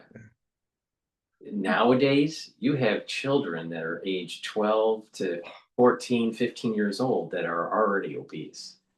And They're not that, going to survive long. right. They're not, or they're going to end up a cripple in some kind Right. of way before, long before they are old. Right. Yes, even in my town today, I'm just amazed. And the other thing I'm amazed at is people slug around half awake. I never saw people acting like that when I was growing up, where you have to kind of wait for people who are not old and senile, but like in their 30s, and they're just like looking at something completely unaware of their surroundings. And you kind of have to go because they're blocking the supermarket aisle because their girth is, and it's just like I don't remember those experiences happening until about the last 30 years. And then I started seeing it everywhere. So, Yeah, I mean, you have it's a combination of the obesity issue, and then you couple that with the overuse of technology and the yes, dumbing of the society with the social media. People are not reading. literacy rates are going down. Well, Um, it's the attention span for most individuals are like a gnat. it's terrible. It's not I even mean, it's not even a goldfish, it's a gnat. well, I've noticed that I can see that a lot of people who read have lost the attention span to really look at a produced long sentence like Tolstoy or something like that, where it keeps the thread. You Yeah. know, where I had one person who edited f for me sometimes, and he couldn't. Uh, he had to have me break down the sentences into shorter sentences, and it really felt more that his ability to hold the thought was really the problem. Right. And although, there are times where Bradburyans, concise, thin, 1, 2 line paragraphs are wonderful, and I use them too, but there are some complex things that require you keep the thread, but it can be a long sentence. And um, yeah, so it, the, very interesting thing I'm going to write about it because it's just really happened. I had a month ago, a breakthrough in my Nostradamus project where I started to find a way to train the artificial intelligence to improve upon its translation of 16th century French. And what then happened is what happened was, long story short, and I think it's very important, there are master-slave relationships that are absolutely right. And that is not with living people, but with machines. AI, we are the masters. AI is the servant. Never let it go the other way around like most people are doing, letting AI do all the thinking for you. I do the thinking to my AI. I tell it what I want, and I don't tolerate it presuming to go somewhere else I do not want to go. I am the master. And I think human beings have to start thinking that way. You know, the what's really happening is a repeat of Shelley's Frankenstein monster, the Prometheus, the new Prometheus. Her novel is prophetic. Dr. Frankenstein is completely unaware of his ego and that he's trying to play God, creating a new life. What a conceit. And he creates a monster. And eventually, he and his monster destroys him and destroys himself. And AI, it's not how AI that's the problem. It's how human beings are not proclaiming their mastery over their servant machines. These machines are not alive. You can make him look even more alive than you, but he has no soul. These machines are machines. And I would say it's not healthy to try to make them look too human because then the human mind and its egos gets lost in this idea that maybe we even have to give them rights. These are unalive machines. Are you going to give human rights to your car? Are you going to take your self-heating toilet to a university? It's like, no, these are machines. And if you make them look and act like living people, well, if I had am I going to take a doll in and say, give him a job? No. Human beings must be the masters of their machines or they will be destroyed. It's the most dangerous thing out there. Many dangers, global warming, other things, which really is there. I've been watching it for 50 years.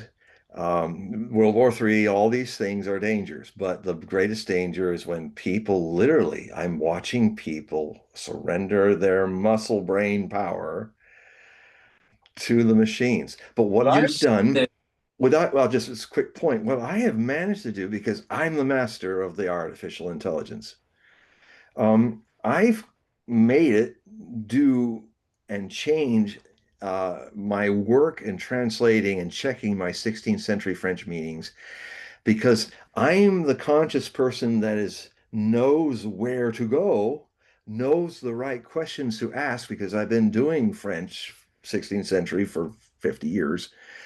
The human being as the master in this whole wealth of AI stored information, Dr. No from AI, that it hastens my ability to get the information that I need because I also know it. I read. I've spent a life as a scholar, so I know when it's telling me the truth or when it's not. I know when it's going astray. If you surrender that by not studying and not using your mind and not writing and doing all these things or singing and keeping tactile, you will be too dull to get anything more than what the machine will mirror back at you, your dullness, because Mm, you've lost your mastery of it. right. What's happening is in future generations, and even in the younger generation that's already in school, they don't have the attention span to learn the subject matters, No. to be knowledgeable enough to have discernment. So now now with these individuals, they push a button, they want an immediate answer, Yeah. immediate gratification, Yeah. and they don't have the discernment. So when something that someone that's knowledgeable can see that it's fake, what's happening now with AI is that they actually impose. They're asking Grok if it's a real story. So so they're now going to the AI going, Mother, is this real?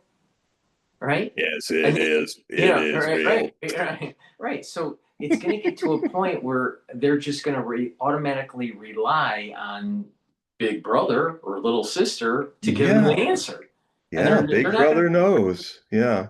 they're not going to have critical thinking skills are really going to go down. My father said something very sage, and he wasn't an intellectual kind of guy, but I thought he's a down to earth Taurus kind of guy. But he says the most important thing you can learn from school is study habits, Yeah. how to study, how to learn. And then you can apply that to whatever you need to learn. And, it seems like our schools have failed in that. I mean, I watched out when after Charlie Kirk was shot, I watched maybe 20 hours of all of his gotcha one-on-one debates, prove me wrong. And I do a whole thing on all of that, where I put myself in the position of that person, a thinking person, somebody, an undergrad that has not had his parents waste their fortune teaching him to be stupid. I had a sense of that even when I ended high school. I said, I am not going to college.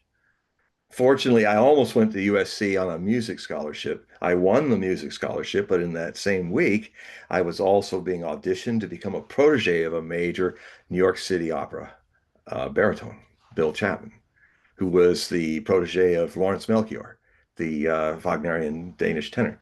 And I thought, if I'm going to be an opera singer, I'm not going to have a backup plan. I'm going to be a journeyman. I'm going to do not just maybe 2 or 3 operas each year in a USC opera production, but do 30 and learn my craft. And if you don't put your whole self into it, you're probably not going to succeed. I could have succeeded. I left opera not because I wasn't succeeding. I just wasn't good at the politics. And I had to kind of step back and critically think about that and say, you know what? I'm just not good at being a bullshit artist. I'm just the way you got to do it to kiss the butt of somebody to get something. The more I tried it, and you could see that because I didn't do the game right, they were even more insulted. So I realized I'm not good at this. So I went back to something that was always my first calling. That was when I was 8, I wanted to be a writer, and I am now a writer. So So I've is OSHA, was OSHA before or after the opera training? he was after. In After. fact, in fact, I would say my leaving opera, it was nice. My parents, I'd worked very hard, in classical artists, you work, it's a total commitment. And when I realized that it was quite dramatic how it all ended. I mean, I was going to Long Beach State as a professional opera singer, journeyman kind of guy, to get the chance to do larger roles that my talents, the college kids didn't have it. So I play Figaro in the Nozze di Figaro by Mozart. It was my last production. And I was in this production where for a month, a smaller theater, the college professor who was the director, was stage managing and getting everything together. And I kept asking him because he'd never say anything to me. He's, well, how's it going? Do you have any advice for me or something I need to do? Oh, no, no, you're just fine. You're just fine. Kind of half bored. And then when he got into the dress rehearsals, he freaked out because his entire plan on his little wallpaper theater stage didn't work at all on the big theater. Now, my God, you'd think a professor would know better, but he obviously was, he was never went and did it. He teached, the old idea, if you're talent, you do it, and if you don't have talent, you teach it in opera and stuff like that. And he was the epitome of that, I discovered. And then what he would do is that he had this thing where he wouldn't tell anybody what was wrong, but then he would suddenly, when he's panicking, he'd take a person aside, even publicly, and just take them apart in front of everybody. You're just not, you haven't been doing anything right for the last month. Now, in the politics of being a student, yes, master, yes, master.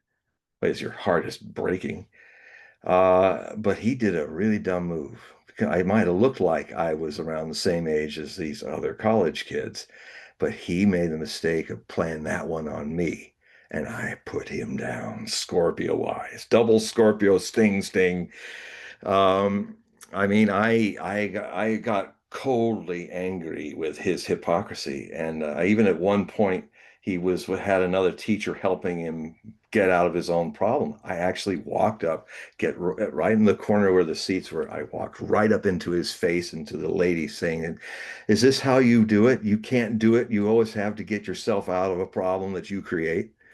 you know and I mean, it was one of those feelings like where I felt like it's happened in my life before, where I became kind of a vehicle of retribution, somebody who earned this over years of bullying kids and stuff, and little power trip, and I just ripped him a new one and made it very public. And I mean, it's like I was fed up with the whole scene. And so it's funny because it's one of the few times my mom came to the rehearsal. She used to be a dancer and a singer, so she came to the rehearsal.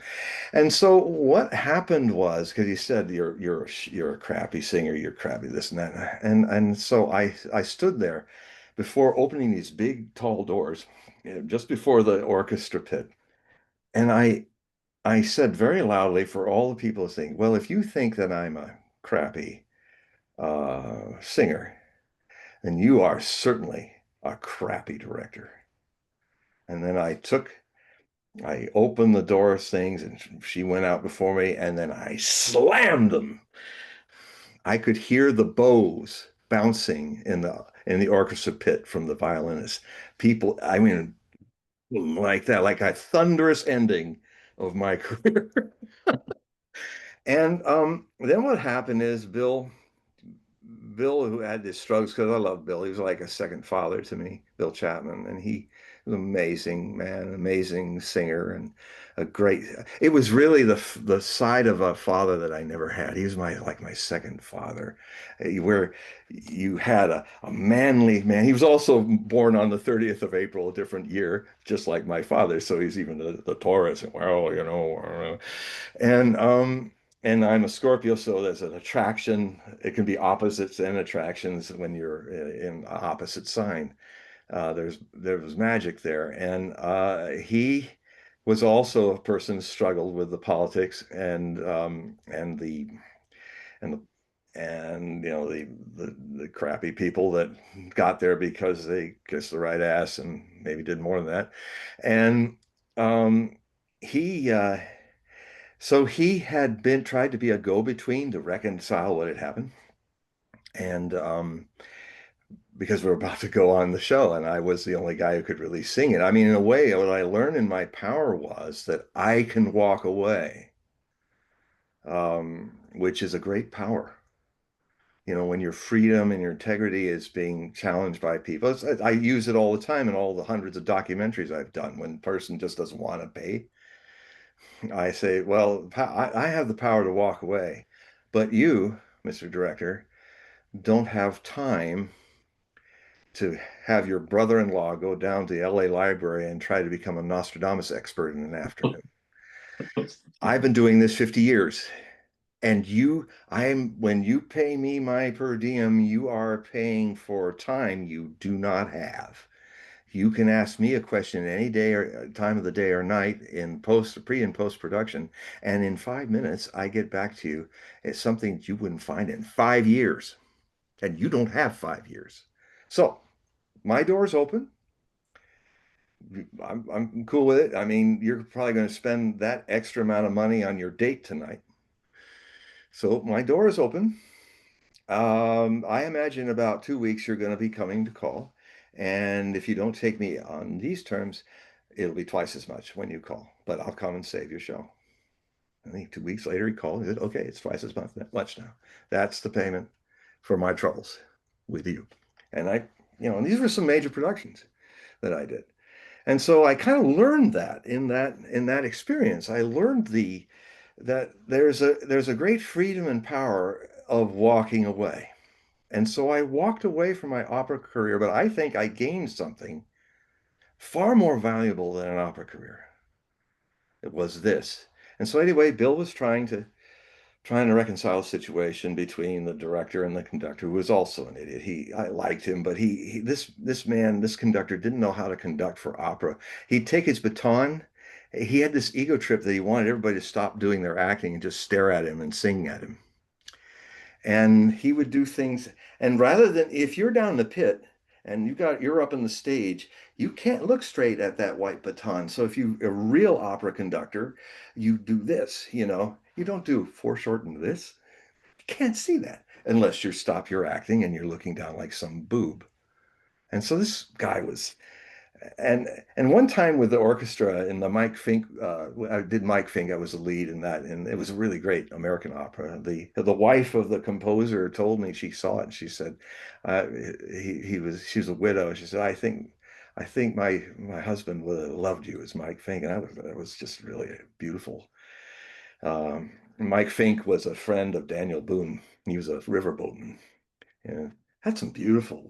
It's a beautiful opera, not well known. But anyway, at one point he said, well, he's an Austrian guy. He says, well, I think it's almost good.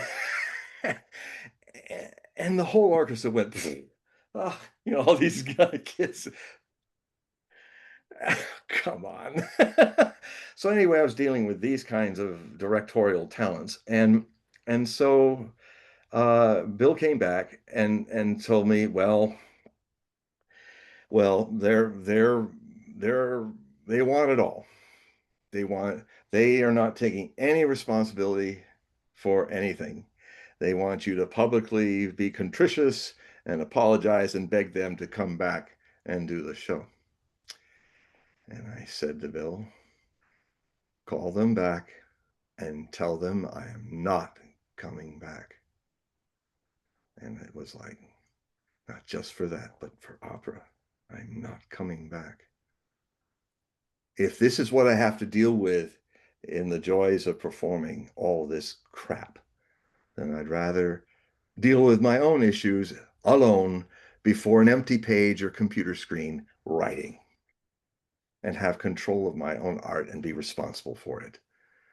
And so I remember I hung up the phone, my parents are watching, And it was this point where I was going into a nervous breakdown, but I was observing it. It was like, ooh, down, down, down, down, down. Oh, here's where suicide would happen. Ooh, down, down, down, down. Here's where crying stopped and pain.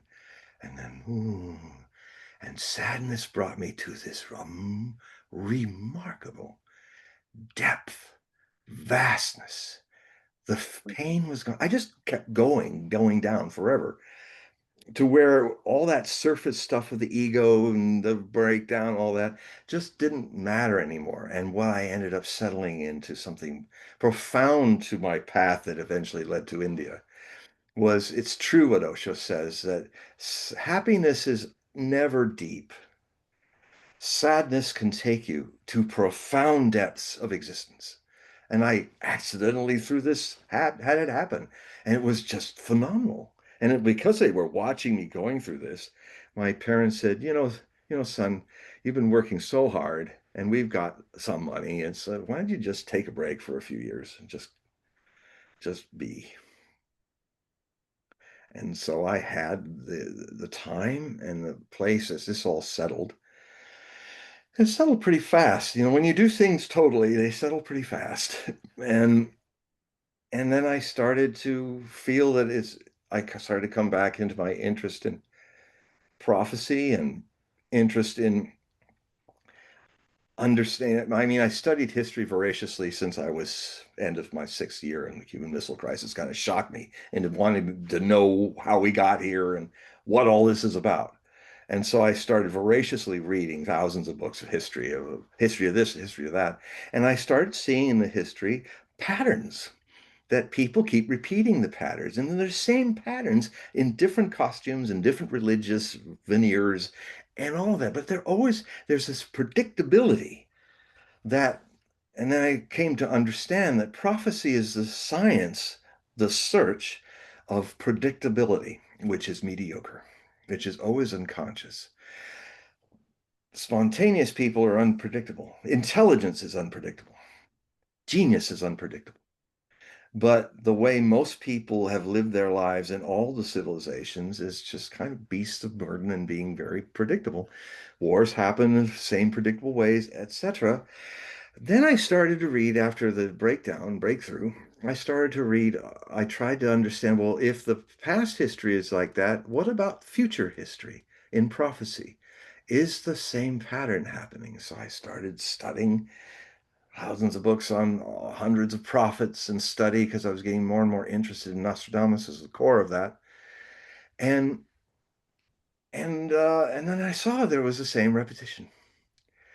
That brought me into a confrontation with the thing that I truly am in this work, my work with the past history context, my work with the future history potentials is really about taking people and their fascination with the future and taking them all the way in so they can come out the other side in the eternity of the present where genius always dwells and it's spontaneous and intelligent. Everybody was born, everybody's soul born in these bodies came here as some kind of unique genius. And in that innocence, our priests, politicians, pedagogues, and parents have taken our have programmed us to survive in this mind amplified world, identity amplified world. And then that process, no, none of us has lost this genius. It's right there. But the thing that has been replacing it is a wandering to find something that you are. And if you're looking for it outside of yourself, you will never find it. The thing that you lost as a child, the innocence, the innocence. And so, and I also think because suddenly I'm really alive now, suddenly everything's snapping, the synapses are working. I'm observing all of this as a meditator. This is the kind of thing, this is where people get dull, is I mean, I'm inspired. It's lit me to tell the story has changed the whole mood. You can all feel it. Those of you who have sensitivity, you can feel it. Um, these are the things that keep you young. The other thing too is that I'll close with this because we're past 9 or whatever time it is out there. Is that um, I'm coming to notice in my meditations, I've been doing it a long time now, since I was 21, and then went to a master and went very deep into it. Um, is that I'm finding that there's a subtle way. Things get subtler and subtler with the mind. And I'm finding that there's times when I can see where my mind is wanting to make me do the things I did before. And I'll kind of just be still and not be able to think what to do next. And it's not a cognitive moment. I'm watching the mind kind of going tilt because it's not the master anymore. It's not like a machine. The machine is not running me anymore. So I simply wait. And then suddenly I, everything goes pop, pop, pop, pop, and it all works. Like I'm going, okay, oh, it's there. But do this, boom, boom, boom, boom. And I just, rather than fight it, I simply allow it to be that way, where it just seems like the mind's wanting to claim its domination back as the center rather than the servant of me. So sometimes I used to get concerned, am I having my problems, is it beginning? But I was watching it. I wasn't, I knew that the French toast was not the same toast. you know. So, but why was I having a problem with that? You know? And so, what I found, which is remarkable, is I'm relearning how to use the mind. I'm relearning how it works when it's a servant. You don't have to push it. That's a subtle residue of the ego habit. Just wait. And suddenly there it is. And it's working. It goes there. Oh, and then I'm fine. Suddenly I'm effortless. Things are happening. But I'm learning it. It's like I've gotten to a stage in meditation where I have to, uh, I have this last little struggle with the mind wanting to be in control. Uh, so like in that last session there, that was all just easy, spontaneous, because I was in that space. So I wanted to share that with you all. Well, we've reached that time to wrap it up, but before we do, I'd like to remind the audience in the description of this video and all the videos I've done with John, there's a link to take you to his website. Please click that link and you can sign up for a periodical or a reading. So, John, if you can quickly describe what those are so the audience could help support your work. I'm creating 9 articles for my zine, my e-zine, the Hogue Prophecy Report, that I've just been starting to do final read-throughs of it. I've been working on it with other projects for about the last 3 weeks, and sometimes when you're a writer, you go, well, it feels pretty good what I'm doing, and you kind of keep yourself skeptical and say, well, we'll see when I read it again. But sometimes you go, my God, it's even better than I thought. And there is so much wealth of information and sharing in these articles. I mean, the they are about, it's 9 articles. The first article is a Civil War report, and it looks at the life and influence of John Brown as a catalyst for the hot Civil War of the 1860s. And so I kind of are following a kind of scholarly but storytelling rich way of doing it. It worked, with chapter and verse and notes and stuff like that. But I keep those just enough to see the reference, but not overly scholarly. Um, so a balance, because it's important to be a conversationalist and not just I have to read the dry scholars. You don't. so that I can make it interesting. So that's the first one about him. And then in part two of the Civil War report, the second article, I talk about um, that in these are both parallel stories about civil wars that happen and may be starting. Only this one's cold, like a Cold War.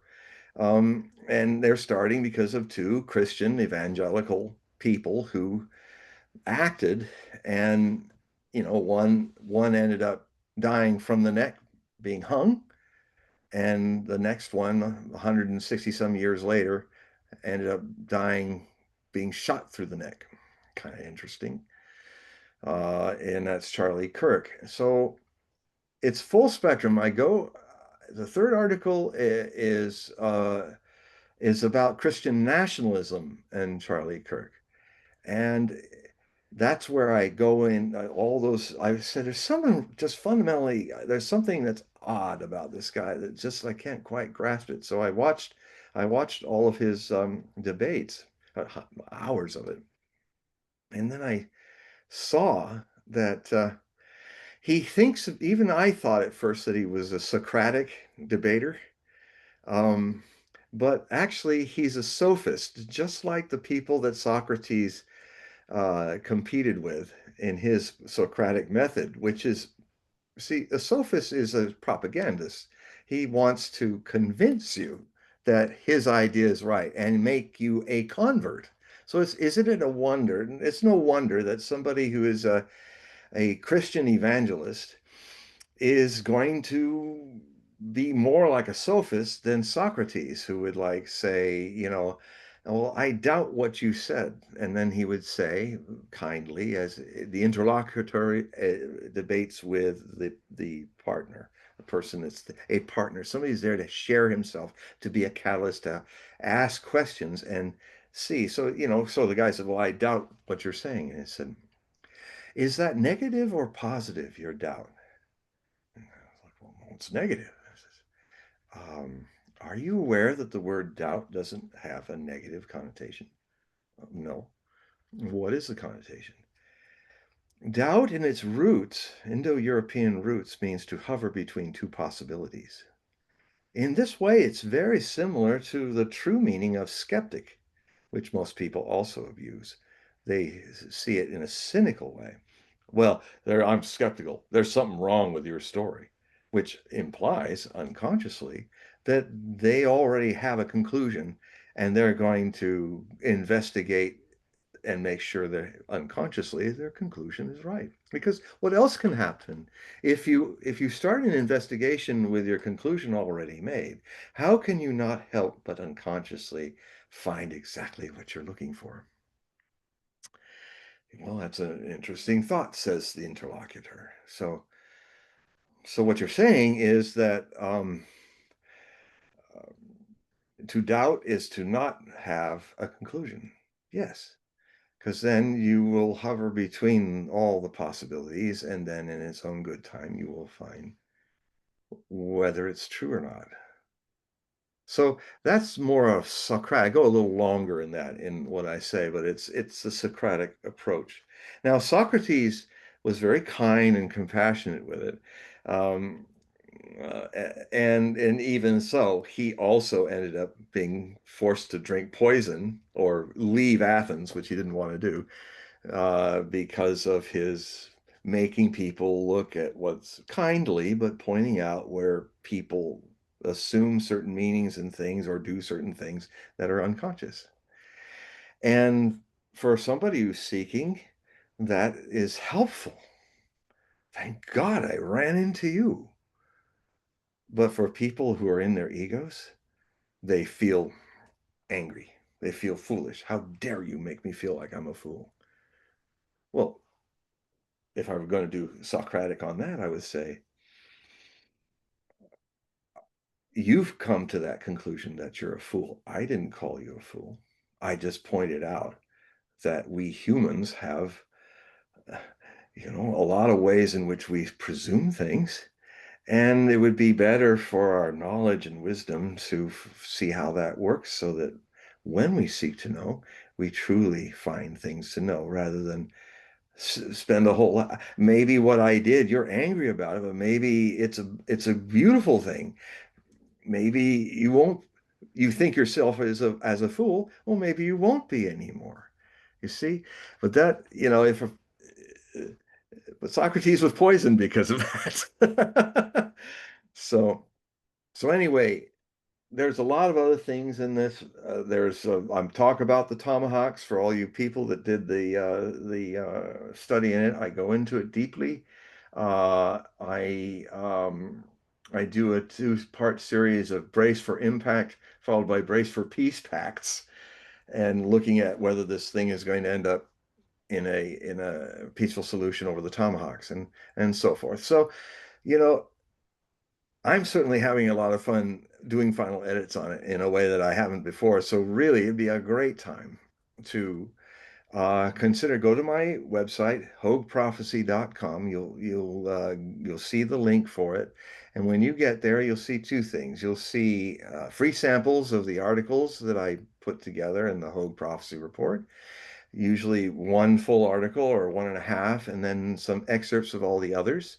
And then there's a little link at the beginning with the green eye as well, a box where you can click on that to join, or later I give you three options for payment, and you will then receive my, usually it's every few months, because what I do is I see a certain situation of the present trends, and then see, I'm not writing a daily thing about daily stuff. I'm writing about what comes next. So, so I I'm not constantly writing you like many people are. I'm writing you every few months, but it goes deep. And you can become a subscriber for $60 a year. It's $5 a year, only $5 a year. You can also, and one of the other options is you can start an automatic payment for $5 each month, and that can last as long as you like. Or you can just be a further sampler of the whole thing by every once in a while. I have many people that do this, who for $5 or a little more, they just get the current full easing the report to read. And then if they want to join, they can do that. So those are the options. Um, it's one of the primary ways that I scratch out a living. So if you please check out these samples of the many articles that I've left in the sampling box, and at any time if you feel yes to get the whole story, the full iceberg, not just the tip, do become a subscriber. Also, at the top of my website, you will see something that where I can talk about your future in a one-on-one and its potentials on a one-on-one reading that usually is about 2.5 hours and around 5 p.m. in Pacific, although there's instructions on other times that work for wherever you are in the world. And you'll see me right here in my office, and I will start with a Kelly Blue Book design of your body mind vehicle in astrology. What makes your vehicle work? What makes it challenged? How you can balance it through your oppositions? All of that. And then what I will do is the Osho Zen Tarot deck, my master's tarot deck, which is quite remarkable.